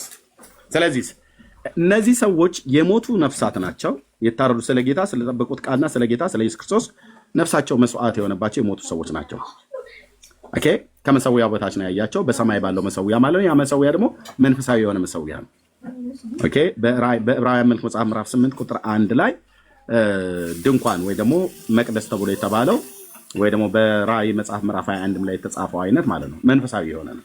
ወይ ደግሞ በዕብራውያን መልክ መጽሐፍ ምዕራፍ 10 ላይ ለዚህ ፍጥረት ባልሆነች ድንኳን ተብሎ የተባለው ማለት ነው። እና ይሄን መሰዊያ መንፈሳዊ አሁን በአጸደ ነፍስ ያሉ ሰዎች ያውቃሉ። አድመጠኝ፣ ይሄን አምነህ እንድታልፍልኝ ይፈልጋል። ብራዘር አድመጠኝ፣ እንደማመጥ ብራዘርዬ። ቅድም አንተ ግን ስትናገር የነበረው ይኸው እየጠየኩ ነው። አንተ ስትናገር የነበረውን ነገር ይኸው አሁን እዚህ እኮ ፈረሰብህ። እያንዳንዱን አወራ። እዚህ ጋር ያሉት በሙሉ ከመሰዊያ በታች የታዩ ነፍሳት ምን ፈረሰ? ንገረኝ። ቀጥዬ እኮ ነግረህ ነው እንዴት እንደፈረሰብህ ማለት ነው። ቅድም ምንድን ነው ያልከን? እነዚህ ሰዎች የታረዱ ነፍሳት ብቻ ሳይሆን በምድርም ያሉ ቅዱሳን ሰዎች ናቸው አልከን ቅድም። አሁን ግን ስጠይቅ ሪከርድ ታደርጋል ብራዘር። በኋላ ላይ ቀስ ብለህ ትሰማዋለህ። ቀስ ብለህ ትሰማዋለህ ብራዘር። እኔ ያልኩትን ልንገርህ። እሺ ደግመህ በለው። ያልኩት እነዚህ ነፍሳት እስከ መቼ ድረስ አሉ? እንደዛ ሲሉ ስለራሳቸው ለእነማን ያሉት ብዬ ለራሳቸው ነው ወይስ በምድር ላሉት ብዬ ስልህ ምን ነበር የመለስክልኝ? በምድርም ስላሉት ነው ብያለሁ። የት አለ በምድር ስላሉት እዚህ ጋር ብሎ የሚለው? አሁን ከ3 ቁጥር ላይ ምዕራፍ 6 ቁጥር 9 10 11 ላይ የት አለ ነው ያልኩ። በመጀመሪያ ቤተክርስቲያን ብላ አትበል። የት አለ በምድር ላሉ ሰዎች ነው የለመኑት ብሎ የሚል የት አለ? አሳየኝ። ከ3 ቁጥር ካርግለት ወንድም እንደሱ እንዲል ለምን ትጠብቃለህ? አትረዳም? ራስህ ብለኛል ቅድም በምድር ያሉት የሚል አለ አላልኩኝም። እኔ ያሉት ራስህ ግን ብለኛል ቅድም። ስለነሱ ብቻ ሳይሆን በምድርም ስላሉት ሰዎች ነው የለመኑት አልከኝ እኮ ማኔ። እንዴ እኮ እኛ የሚሉት ክርስቲያን አንድ ክርስቲያን እኛ ሲሉ ነፍሳቸው የታረደባቸው ሰዎች ናቸው ብራዘር። አንድ ክርስቲያን እኛ ለማለት ስለ ሌሎችም ይጸልያል ማለት ነው። እነሱማ የታለ ቅዱስ ቃሉ የሚለው? የታለ ቅዱስ ቃሉ የሚለው? ዮሐንስ በመንፈስ ቅዱስ ተነርቶ የጻፈው አንተ ጨምረህ የራስን ሀሳብ እንደፈለክ ልታወራ ነው እንዴ? አይልም እኮ ቃሉ። ለቃሉ ለጽሁፉ አድመጠኝ። ለቴክስቱ ታማኝ የሆነው ጴንጤው ኤርሚያስ ነው። እዚህ ጋር አሁን አየህ፣ ካሜራውን አስከፍቼ አሳየው። የጠቀስከውን ጥቅስ አንተ ራእይ 21 ብለህ ብትልም ጥቅሱን አላውቀውም፣ ችግር የለም አስተካከልኩ። ራእይ 6:9 ማነው? ራእይ 6:9 ኦኬ፣ ማነው? ራእይ 12 ቅድም ራእይ 12 ብለህ ስትል ራእይ 6:9 ላይ ነው ያለው ብዬ ነገርኩ። ችግር የለም እሱ አንዳንዴ ጥቅስ እኔም ቢሆን ልትሳሳት ስለምችል ማለት ነው። ግን አሁን እዚህ ክፍል ላይ እነዚህ ሰዎች በምድር ላሉት ሰዎች ሁሉ ጭምር ነው እንጂ ለራሳቸው ብቻ አይደለም የለመኑት ስትል ነበረ ቅድም። ኦኬ፣ በምድር ላሉ ሰዎች ከጸለይ ቁጥር 11 አምጣ ወንድምነት ከፍ አድርግና ቁጥር 11 ለእያንዳንዳቸው ማቅለመው ወንድምነት በሆነ ከለር ቴንክ ዩ ለእያንዳንዳቸውም ነጭ ልብስ ተሰጣቸው ይላል። ይሄ ነጭ ልብስ የተሰጠው ለእያንዳንዳቸው ለተባሉቱ መልስ ሊማኔ አሁን ለታረዱቱ ለሞቱቱ ቅዱሳን ነው ወይስ በምድር ላሉት ቅዱሳን ሁሉ ነው ይሄ ነጭ ልብስ የተሰጠው ብዬ ስል ቅድም ለሞቱት ቅዱሳን ነው አልከኛል። አዎ በምድር ላሉት ቅዱሳን አይደለም ነጭ ልብስ የተሰጠው? አይደለም። ለምን? እነሱ እንደነሱ ስላልሞቱ አይደል? አዎ። ስለዚህ ምን ይላል? እንደነርሱም ደግሞ ይገደሉ ዘንድ ያላቸውን የባሮችና ባልንጀሮቻቸው ወንድሞቻቸው ቁጥር እስኪፈጸም ድረስ አለ። ማለት ምን ማለት ነው? ፍርድ ነው የጠየቁት እነዚህ ሰዎች። በምድር የሚሳደዱ አሉ ማለት ነው። አድምጠኝ እኮ ታዲያ የሚገደሉ አሉ። ስለ ጌታ ስለ ኢየሱስ ክርስቶስ ያኔም ብቻ አይደለም አሁንም ጭምር ስለ ጌታ ስለ ኢየሱስ ክርስቶስ ስለ ወንጌልና ስላመኑት ጌታ ስለ ወንጌል አደራ አድምጠኝ። ምኑንም ይያዝልህ ልጨርስ። እኔ ሳልጨርስ ምኑን ይያዝልሃል? ምኑ ያዝንልህ እኮ ያዝንልህ አንተ እዚህ በምድር ላሉት ሁሉ ሰዎች ናቸው ሲጸልዩ የነበረው ብላል አይደል? ላይ እንደሚገደሉ ያውቁ ነበር እነዚህ ነፍሳት። እኔ እንዲታውቁ ፈልጋለሁ። አያውቁም። እንዴት አያውቁም? እስቲ እንደማያውቁ የጌታ መልስ ነው ይሄ። ይሄንን መልስ ማን ነው የመለሰው? ቁጥር 11 ላይ ማን ነው የመለሰው? ለእያንዳንዳቸው ነጭ ልብስ ተሰጣቸው ብሎ ያለማን ዮሐንስ። ማኔ ለምንድን ነው የማታደምጠውና የማታወራው? ተደማምጣት ታወራም? ብራዘር ተደማምጣት እናውራ። ቁጥር 11 ማን የተናገረው? እነሱ ናቸው የተናገሩት ወይስ ለጠየቁት ፍርድን የጠየቁት ጌታ ነው? እስከ መቼ ድረስ አትበቀልም አሉ ይላል። ከዛስ ይሄ ቁጥር 11 ላይ በምድር ላይ የሚሆነውን ያውቁ ነበር አይልማ። የት አለ የሚለው? ስለሚያውቁ እኮ ነው እንደዛ ያሉት። የት አለ? የቱ ጋር ነው ያውቃሉ? ቁጥር 9 ጀምሮ እኮ አነበብ ነው። የት አለ እኮ ነው ብዬ የምልህ። በምድር ላይ ያለውን ያውቃሉ ብሎ የሚል የት አለ? ስላወቁ ነው የጠየቁት። የት አለ ቃሉ? የት አለ? በምድር ያለውን ያውቃሉ ላልሞቱ ሰዎች ሁሉ ነው ጭምር ሲለምኑ ብለህ ነበር ቅድም። አሁን ደግሞ ለሞቱ ላይ ራስን ያመጣው በነገራችን ላይ 11 ላይ ማን ያለው? ቁጥር 11 ላይ ያለውን ቃል ማን እየተናገረ ያለው? እነሱ ናቸው ወይስ ሌላ ቃል ነው እየተናገረ ያለው? ዮሐንስ። ኦኬ ቁጥር 11 ላይ ያለውን ቃል ማን ነው እየተናገረ ያለው? ዮሐንስ ነው። የእነዚህ ነፍሳት ንግግር ምን ነበረ? መልሳት ቁጥር 10 ላይ ያለችው ማለት ነው። የነዚህ ነፍሳት ይሄው መልሰው እኮ እነዚህ ነፍሳት እነዚህ ከመሰዊያው በታች የታረዱ ሰዎች ነፍሳትን ካየ በኋላ እነዚህ ነፍሳት ጌታን ምን ብለው ነው የጠየቁት? ቁጥር 10 መጨረሻው ላይ እስከ መቼ ድረስ አትፈርድም?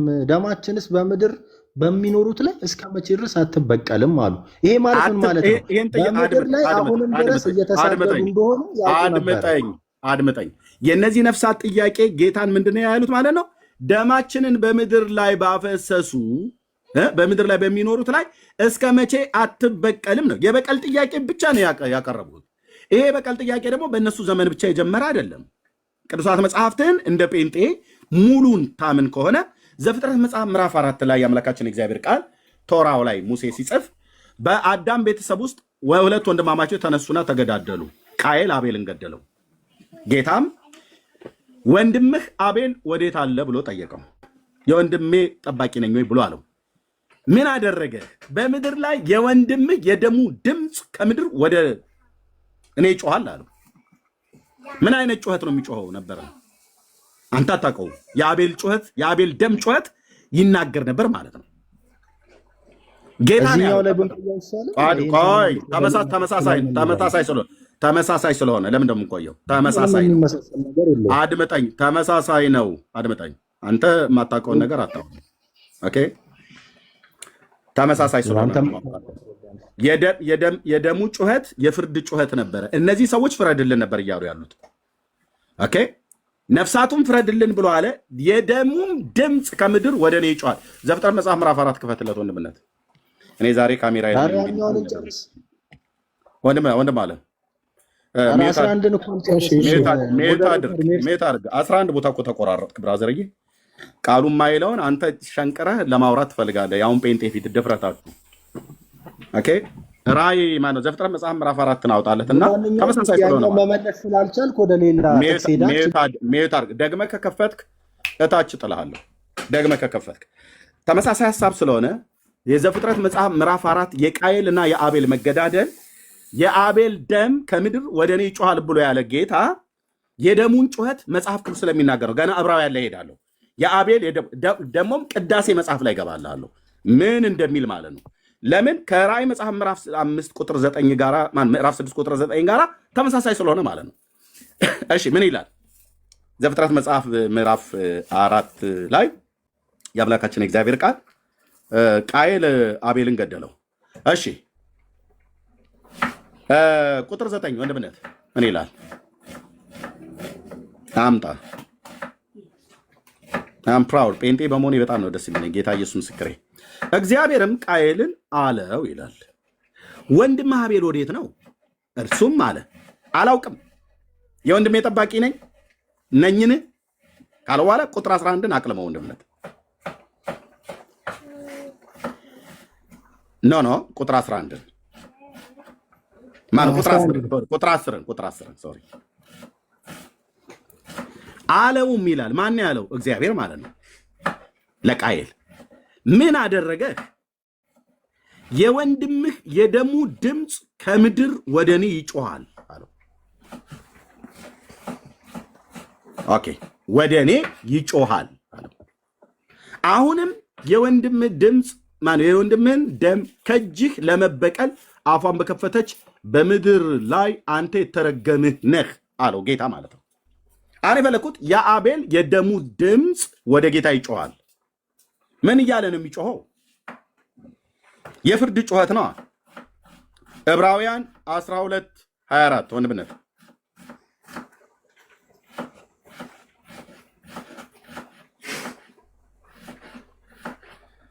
የአቤል ደም እዚህ ጋር ከጌታ ደም ጋር ተነጻጽሮ ተቀምጧል። ወደ ታች ዝቅ አድርገው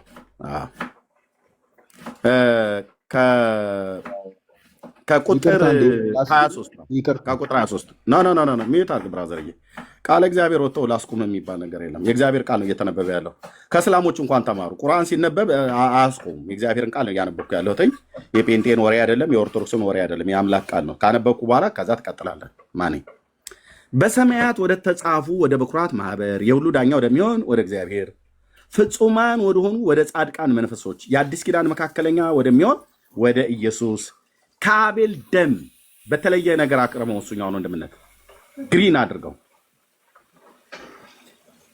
እሱን ቴንክ ዩ የአዲስ ኪዳን መካከለኛ ወደሚሆን ወደ ኢየሱስ ከአቤልም ደም ይልቅ የሚሻለውን ወደሚናገር ወደ መረጨት ደም ደርሳቸዋል ይላል። አየ የኢየሱስን ደም ከአቤል ደም ጋር አነጻጽሮት ከአቤል ደም የሚልቅ የሚሻለውን ወደሚናገር ወደ መረጨት ደም ደርሳቸዋል ይላል። የማደም ነው ከአቤል ደም ይልቅ የሚሻለውን የሚናገረው? በደም ውስጥ ህይወት ስላለ እኮ ነው።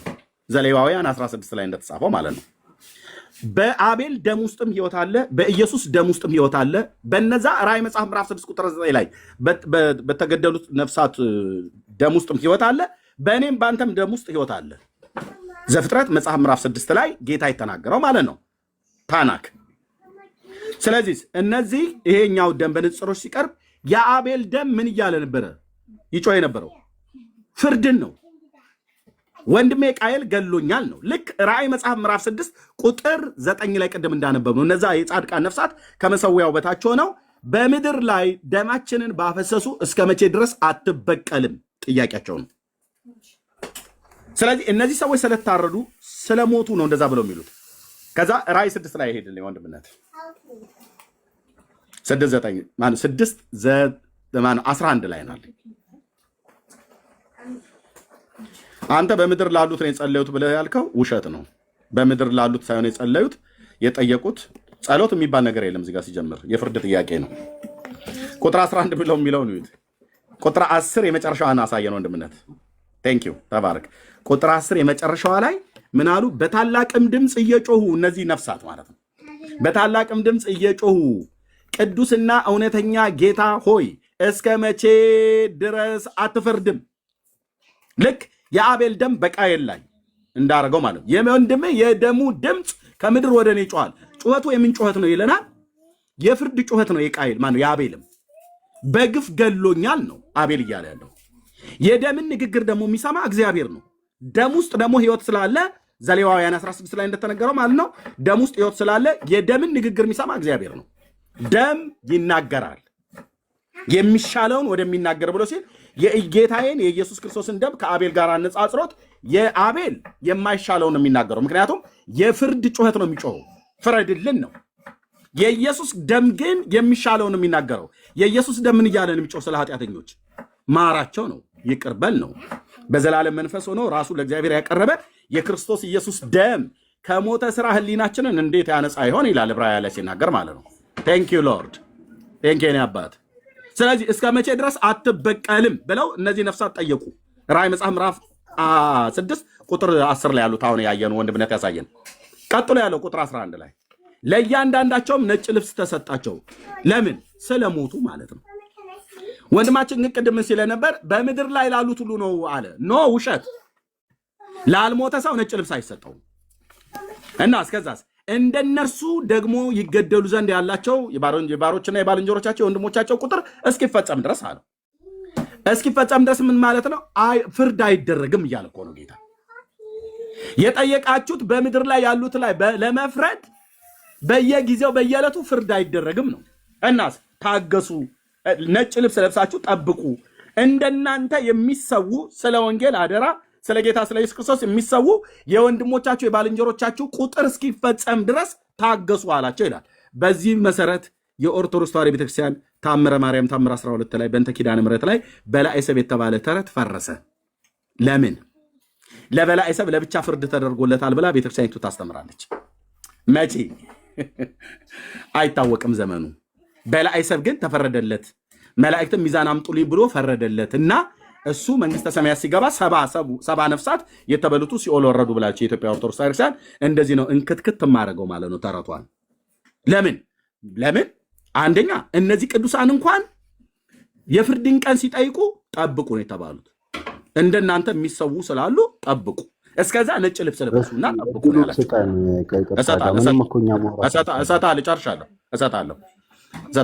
ጨርሻለሁ። 2 ደቂቃ አላወራም ከዚህ በኋላ።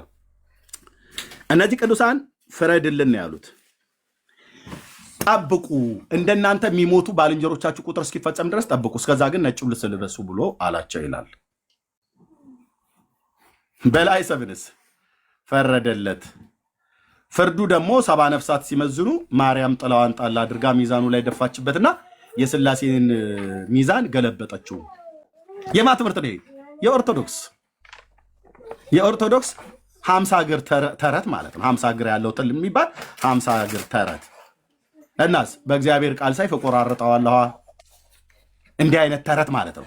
ለምን? በራሳቸው መጽሐፍት ላይ እንኳን በእዝራ ሱቱኤል እኔ በማልቀበለው ዲትሮካኖኒካል በሚባል የብሉይ ኪዳን መጽሐፍት ላይ እዝራ ሱቱኤል ላይ 6:30 እስከ 33 በተጻፈው ላይ የፍርድ ቀን አንዲት ናት ይላል። የፍርድ ቀን ስንት ናት? አንዲት። ያ የፍርድ ቀን መቼ ነው? ገና ነው፣ አልተፈጸመም። የፍርድ ቀን ስንት ናት ይላል። በኦርቶዶክስ እዝራ ሱቱኤል ዲትሮካኖኒካል ተጨማሪ የብሉይ ኪዳን መጽሐፍት ላይ የፍርድ ቀን ስንት ናት ይላል? አንዲት ቀን። ስለዚህ ለበላዔሰብ ግን ተፈርዶለታል። ኦርቶዶክስ ብላለች። ከዚህ በኋላ የሚመጣ የፍርድ ቀን አለ ማለት ነው። አዎ እያለች ነው። ያ ፍርድ ቀን መቼ ነው? አንዲት ናት። በሕያዋንና በሙታን ላይ በሚፈርድበት ሰዓት ላይ ይላል። ታዲያ የፍርድ ቀን አንድ ከሆነች ለበላዔሰብ እንዴት ተነጥሎ ተፈረደለት?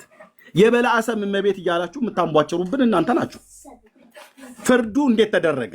ለበላዔሰብ ፍርድ ከተደረገለት ለነዚህ ራእይ መጽሐፍ ምዕራፍ 6 ቁጥር 9 ላይ ላሉት ቅዱሳን እንዴት አልተፈረደላቸውም?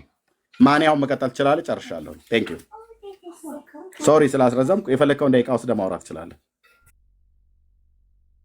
እህቶች፣ ወንድሞች እዚህ ያላችሁ ማውራት ትችላላችሁ። ቴንክ ዩ። ማነው ቀሲስ ካለ ይግባ። ማነው ቀሲስ?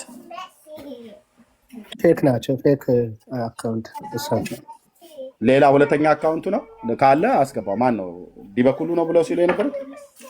ኖ አይ በእሳቸው ስም መጣ ነው እንጂ እሳቸው አይደሉም። አስገባው፣ ችግር የለ። አስገባውና ቼክ አድርግ። አንዳንዴ ሁለተኛ አካውንቱ ሊሆን ይችላል። አስገባልኝ፣ ቄስ አስገባልኝ። በመድኃኔዓለም ቢኒ ቄስ አስገባልኝ። አንድ ሰው በፈቃደኝነት እንትን እንዳይል ነው። እኔ እወርዳለሁ። ኖ ቆይ፣ አክሊሉ ኬት ነው? ቆይ አንድ እህትየው፣ አክሊሉ ኬት ነው?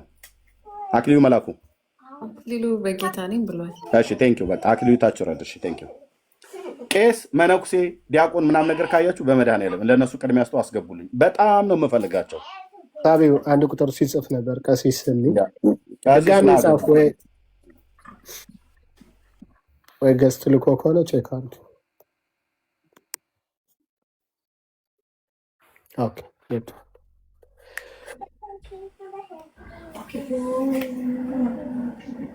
እሱ ነው እሱ አይደለም። ይሄ ሌላ ነው።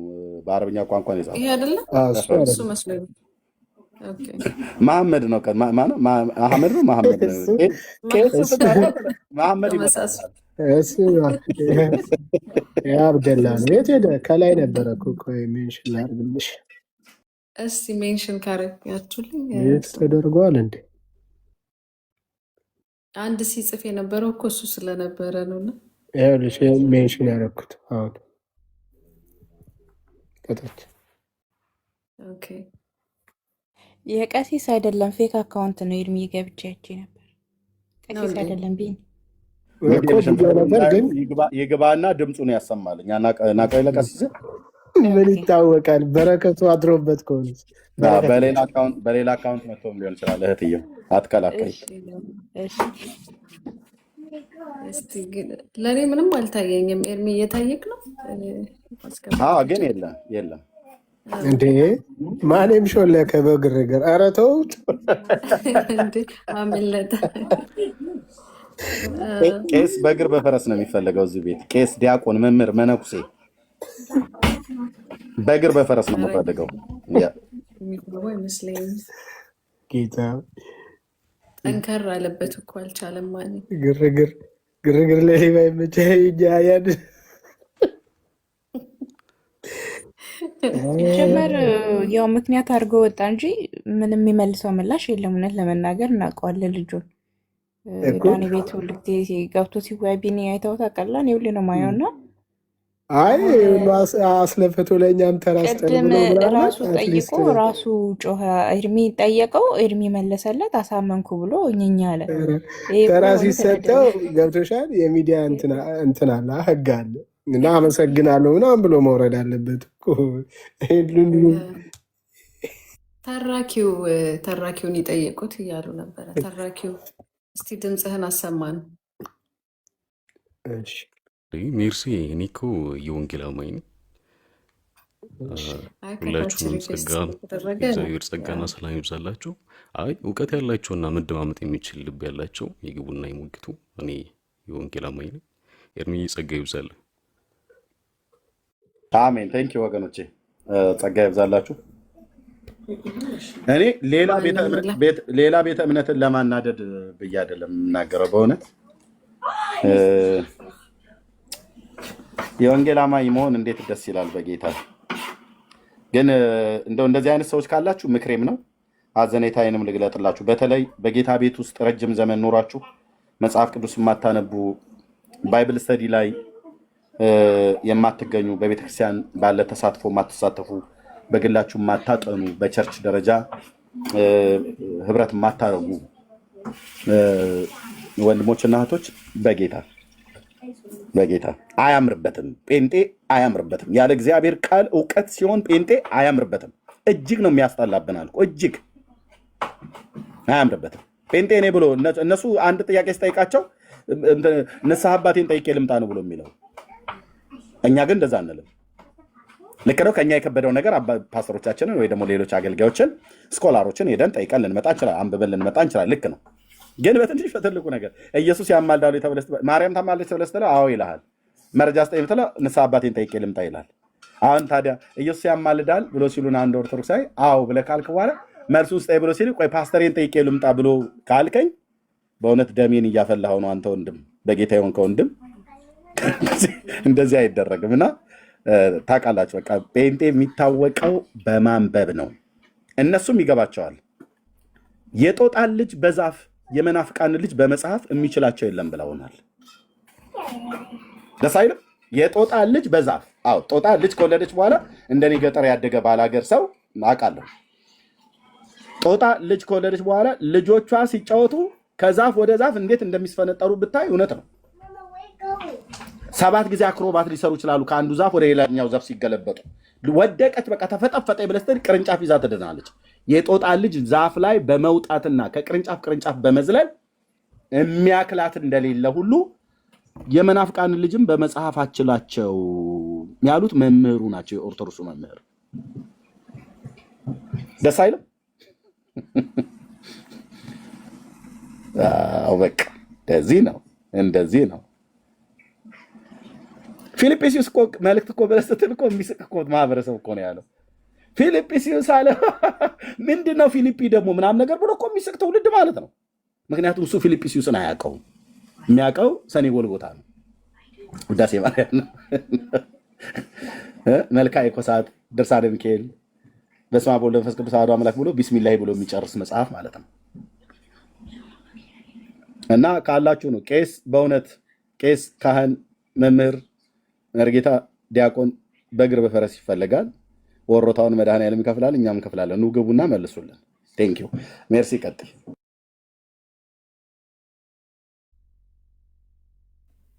ኤርሚ ጸጋ ያብዛልክ። ያው እኔ ብዙ ጊዜ ቤትህ እመጣለሁ እከታተላለሁ እና አውቃለሁ ደፍሮ ለመግባት የሚችል እንደሌለ ጠንከር ስለሚልባቸው ይከብዳቸዋልና የተለመደ ነው። እሱን እናውቃለን፣ ከአንዳንዶቹ በስተቀር እናውቃለን። ግን እስቲ እንደፍራለን ዛሬ እንግባ ብላችሁ ልባችሁ ከሞላ የእግዚአብሔር ቃል እውቀትም ከሞላላችሁ ኑ ግቡና እስቲ ሞግቱ። ኤርሚ እየጠራችሁ ነው፣ እየጠየቃችሁ ነው። ኑና እስቲ መልሱ።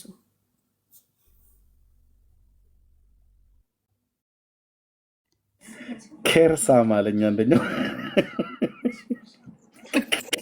ኤርሚ ጌርሳም ላለው ብሎ ፈልጎ እንደ ብዬ እኮ ገርሞኝ እኮ ነው። ጌርሳም የለ ወንድምነት እዚህ ጋር ኬርሳ ማለኝ እኮ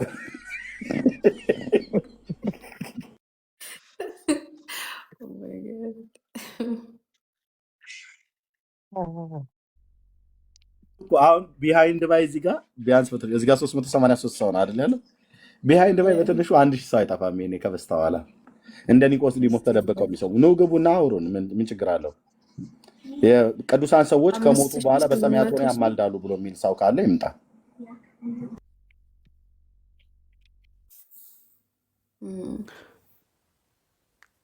አንድ ነገር ማለት እችላለሁ ሚርሴ? እሺ ያው በጣም እኔ ከወንድማችን ከኤርሚ ብዙ ነገር ስለተጠቀምኩኝ አብሶ በዚህ 2 ዓመት 3 ዓመታት ውስጥ የእሱን ፔጅ መከታተል ከጀመርኩ በኋላ በጣም ብዙ ነገሮች ስላገኘሁኝ ነው። እና ትጠቀማላችሁ። ብዙ ጊዜ አለ በመንፈስ ሆኖ ሲጸልይ ኢየሱስ ብሎ የሚጮኸት ጩኸት በጣም ውስጤ ይናወጣልና እውነተኛ የእግዚአብሔር መንፈስ እንዳለበት ሰው በጣም ነው እኛ ቤተሰብ የምናወራውና በእውነት እግዚአብሔር ጸጋውን ያብዛል። ኤርሚ በጣም ተባረክ። በጣም በብዙ ከዚህ የበለጠ እግዚአብሔር ያብዛልህ። እዛ ያላችሁ ሰዎች በጣም ትጠቀማላችሁ። ስርቡ ይቅርና ቁጭ ብላችሁ ልባችሁን ከፍታችሁ ማዳመጥ መቀየር ትችላላችሁና ስድብ ምንም አይጠቅማችሁም። ይህን ለማለት ፈልጌ ነው። ኤርሚ እግዚአብሔር በጣም ጸጋውን ያብዛልህ። ከዚህ የበለጠ ተባረኩ። ቴንኪው ወንድሜ፣ ተባረክ። ጸጋ ይብዛላችሁ። እሷን ቃል በጣም አንዳንድ ሰው የተመችቷቸው ዝም ብለህ ኤርሚ ብዙ ጊዜ ብትላት ብለው ይሉኛል። እንደዛ ማለት አልችልም ወንድሞቼ እናቶቼ። ልል እችላለሁ ጌታ ኢየሱስ እንደዚህ ጌታ እያልኩኝ ኢየሱስ ብዬ ልል እችላለሁ። ያን ድምፀት ግን ከራሴ አይደለም ማውጣው እና በቃ ሆሊ ስፒሪት በውስጤ ታውቁታላችሁ። እግዚአብሔር ልጆች የብርሃን ልጆች ስለሆናችሁ ሲሆን ነው። እና ለዚህ ነው አየህ ብዙዎች እናለቅሳለን፣ በጣም የሆነ ነገር ይሰማናል፣ ዙሪያችንን አርነት ይሰማናል። ህይወቴ ላይ ሰውነቴ ላይ ሁሉ የታወቀ ነገር በጣም ብዙ ምስክርነቶች የሚመጣው እና እሱን ድምፅ እኔ ተዘጋጅቼበት ማውጣው አይደለም። በስብከቶች መካከል በስብከት መካከል ወይ በንግግር መካከል በዛ መካከል ነውና ጌታ ይባረክ እና ለጌታ ክብር ይሁን። እግዚአብሔር ይባረክ። የለም አይደል? ሌላ ሰው የለም አይደል? ወገኖች ለምን ታብ ኮፒ ሊንክ ሼር አላረጋችሁትም ወገኖች? 1700 ነው ሼር የተደረገው ወደ 5000 ቢደርስ ምናልባት ቆይታ የምናደርግ ከሆነ እንቀጥላለን። እሺ ታፕ የላከልሽ የለም ገዝቶ ላይ ሰዎች ሁሉ ሜርሲ አሉ። ብዙ ሰው አለ፣ ግን ማወቅ ያ ስላልቻልኩኝ ነው። አስገቢያቸውና እየጠየቅናቸው ይወርዳሉ። እንደዛ ነው እንትን የምንለው።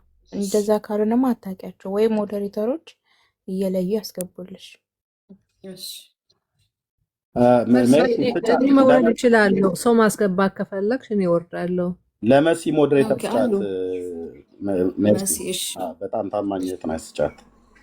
ሙሉ ሞዴሬተር ስጫት። ያ ቆይ እስኪ ይህን እንየውና እንዴ ይህን ቪዲዮ ላድርገውና እስቲ ቢኒ እንያለን። አታስቀጽፈን በዚህ ሌሊት ረፍ። ኧረ ምንድን ነው እኛ የሰማነውንማ ቤታችን እንተረጉም። ትፈልጋለች ታውቃላችሁ? አታውቁም። ጊፍት እኮ እመቤታችን ትፈልጋለች ታውቃላችሁ? አታውቁም አይደል? አንድ አይሁዳዊ በጦር በወጋት ጊዜ ከጉንጯ ደም ጠብ ጠብ ጠብ አለ ብሎ ተናገረ። እቺ ስዕል የት እንዳለች ታውቃላችሁ? እና አንዲት ሴት ቤት ነበረች። እቺ ስዕል ያቺ ሴት ሻማ እያበራች አበባ እያረገችላት ታከብራት ነበረ። ለድንግል ማርያም ምን ስጦታ አላችሁ? ጊፍት እኮ እመቤታችን ትፈልጋለች ታውቃላችሁ? ትፈልጋለች። ምን አይነት ጊፍት? ለጊዜው ዛሬ ስለሆነ የተለጠፈው ያው ቀይ አበባ ነው ይዞ ያሳየን ማለት ነው። አይ ጊፍት አትቀበልም የሚል ደግሞ እንሞግታለን። ትቀበላለች የምትሉ ካላችሁ ደግሞ እውነት ነው። ትቀበላለች የምትሉ ካላችሁ ግቡ። የቅድሙ ርዕስ እንዳለ ሆኖ ማለት ነው። ኤርሚ አይተዋላ ወንድሜ ብሩክ የለጠፈው ነው። በጣም ሰቂ ነው እንትን ያልኩት ማለት ነው። አላየሁትም። ታዲያ ግሪክ ሄዶ ሊሰጥ ነው እንዴ? ይሄ ሀሳባቸው ቀምረው የመጡት ነው። ከዛ በኢትዮጵያ የተፈጠረውን ታምር ልንገራችሁ ብለው ነው ተረቱን የገጠሉት ማለት ነው። ስለዚህ ጊፍቱን ማምጣት አለባችሁ። ለማን? በማርያም ስም ማለት ነው። ማርያምን ስለምትል ጊፍት ስለምትቀበል ማለት ነው። ወይም ደግሞ ለማርያም ጊፍት መስጠት ስለሚያስፈልግ ማለት ነው። በማርያም ስም ግን ይሰበስቡባችኋል። እንዳትሰጡ። ማርያም ጊፍት አትቀበልም። ምንም አይነት መጽሐፍ ቅዱሳዊ ማስረጃ ማርያም ጊፍት ለመቀበሏ የሚያስረዳ የሐዋርያት ትምህርት የለም፣ የነቢያት ትምህርት የለም፣ የአባቶች ትምህርት የለም።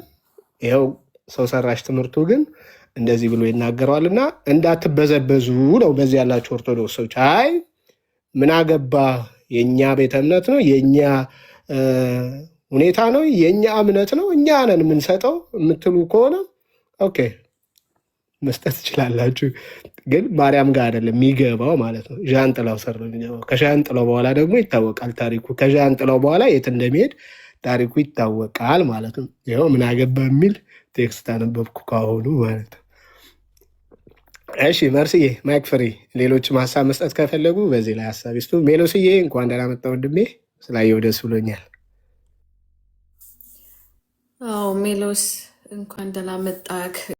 ሜላ ካለክ ሰላም በለንና። እሺ ሰላም ለእናንተ ይሁን። እንዴት ናችሁ? ዛሬ ሜርሲ ቤት ተጠልፏል መሰለኝ ነው ሌላ ቤት ነው የገባሁት። ተጠልፎ አይ አሪፍ ሰላም እያለሁ። እንዴት ናችሁ? ሜርሲ፣ ቢኒ፣ ኤርሚሻ፣ መሲ፣ አሼ፣ ሌሎችም ወንድሞች እህቶች ሰላም ለእናንተ ይሁን። ጌታ ጸጋ ከሁላችን ጋር ይሁን። ስላገኘኋችሁ ደስ ብሎኛል። ከኔ ኤርሚ ጋር ከረጅም ጊዜ በኋላ ነው፣ ከኔ ቢኒ ጋር መሲም ቆይተናል ከተለያየንና ከተገናኘን። እንግዲህ በመርሲ ቤት ተገናኝተናል። ደስ ብሎኛል በጣም። ጸጋ እንዴ ሜላ እንኳን ደህና መጣ። በስመ አብ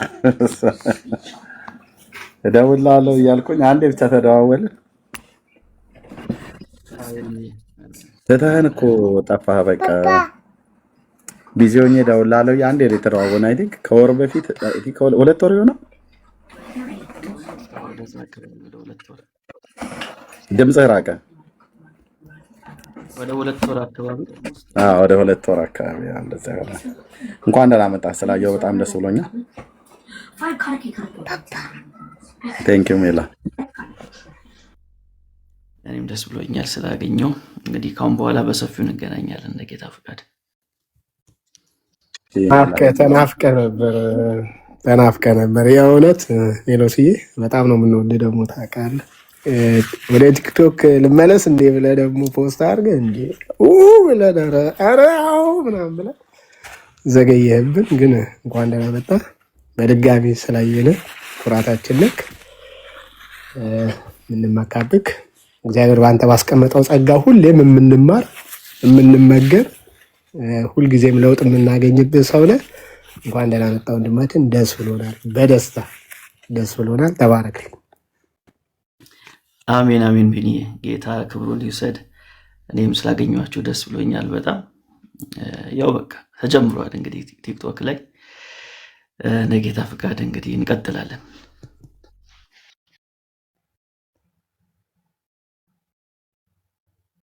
እሺ እንኳን ደህና መጣችሁ። ስላየናችሁ ደስ ብሎናል። የገባ እንግዳ አለ። ገብሩ ኬት ቤተ እምነት ነው? አቤት፣ ጤና ይስጥልን።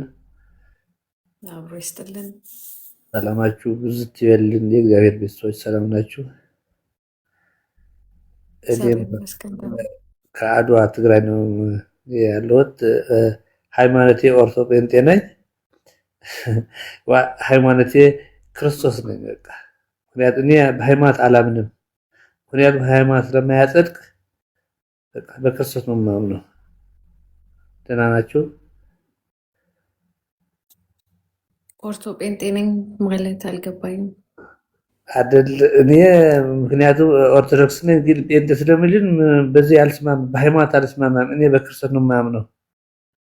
ምክንያቱም የሚያጸድቀው ክርስቶስ ስለሆነ ማለት ነው። ይቅርታ ከተሳሳትኩ ልማማርበት።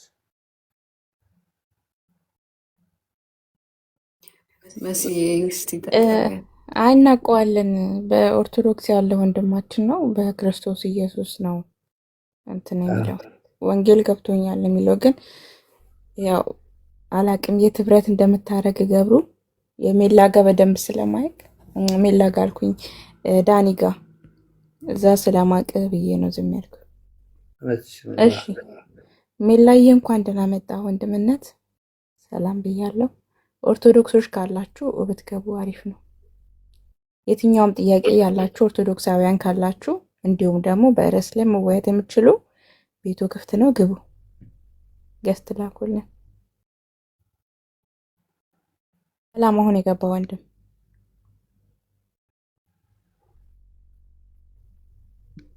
ሚዩት ነህ። ሰላሙ ሰላም ነው። እንዴት ናችሁ? ሁሉ ሰላም እግዚአብሔር ይመስገን። ከየት ቤተ እምነት ነህ? ጴንጤው ነኝ ከኢየሱስ። እሺ በቃ ለኦርቶዶክሳውያን ስለሆነ ጥሪ እያደረግን ያለ ነው። እታችሁን አዳምጥ ወንድማችን። እሺ ኦርቶዶክሳውያን ብቻ ገስት ላኩልን ፕሊስ።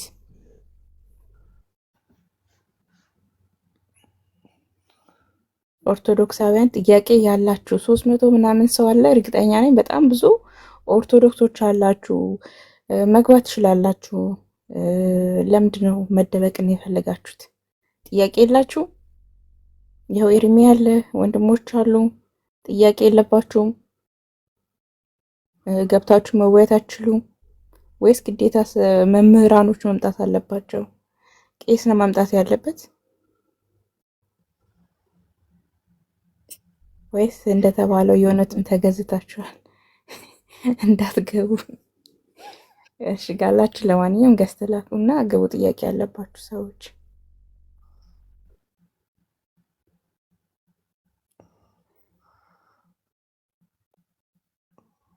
ሌላ እንግዳ ገብቷል። ኦርቶዶክሳውያን እሺ ባይ ዘ ግሬስ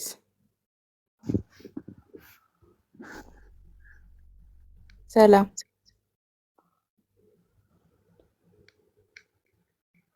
ይሰማል? ኦኬ ወርዷል።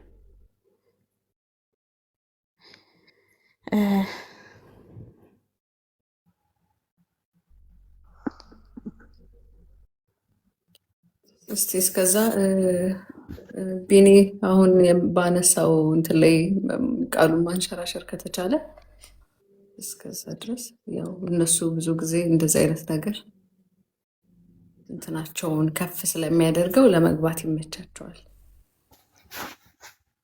ደግሞ አሁን ለገቡ ሰዎችም ቪዲዮውን ደግመ ብታሳየን አሉ ብዙ ኦርቶዶክሳውያን እያየው ነው ከታች።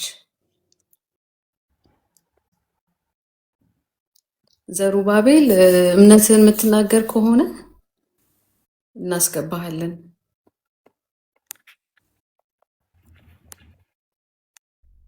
ዝም ብለህ ኮሜንት እየጻፍክ ነው ከታች ራስን እያደከምክ።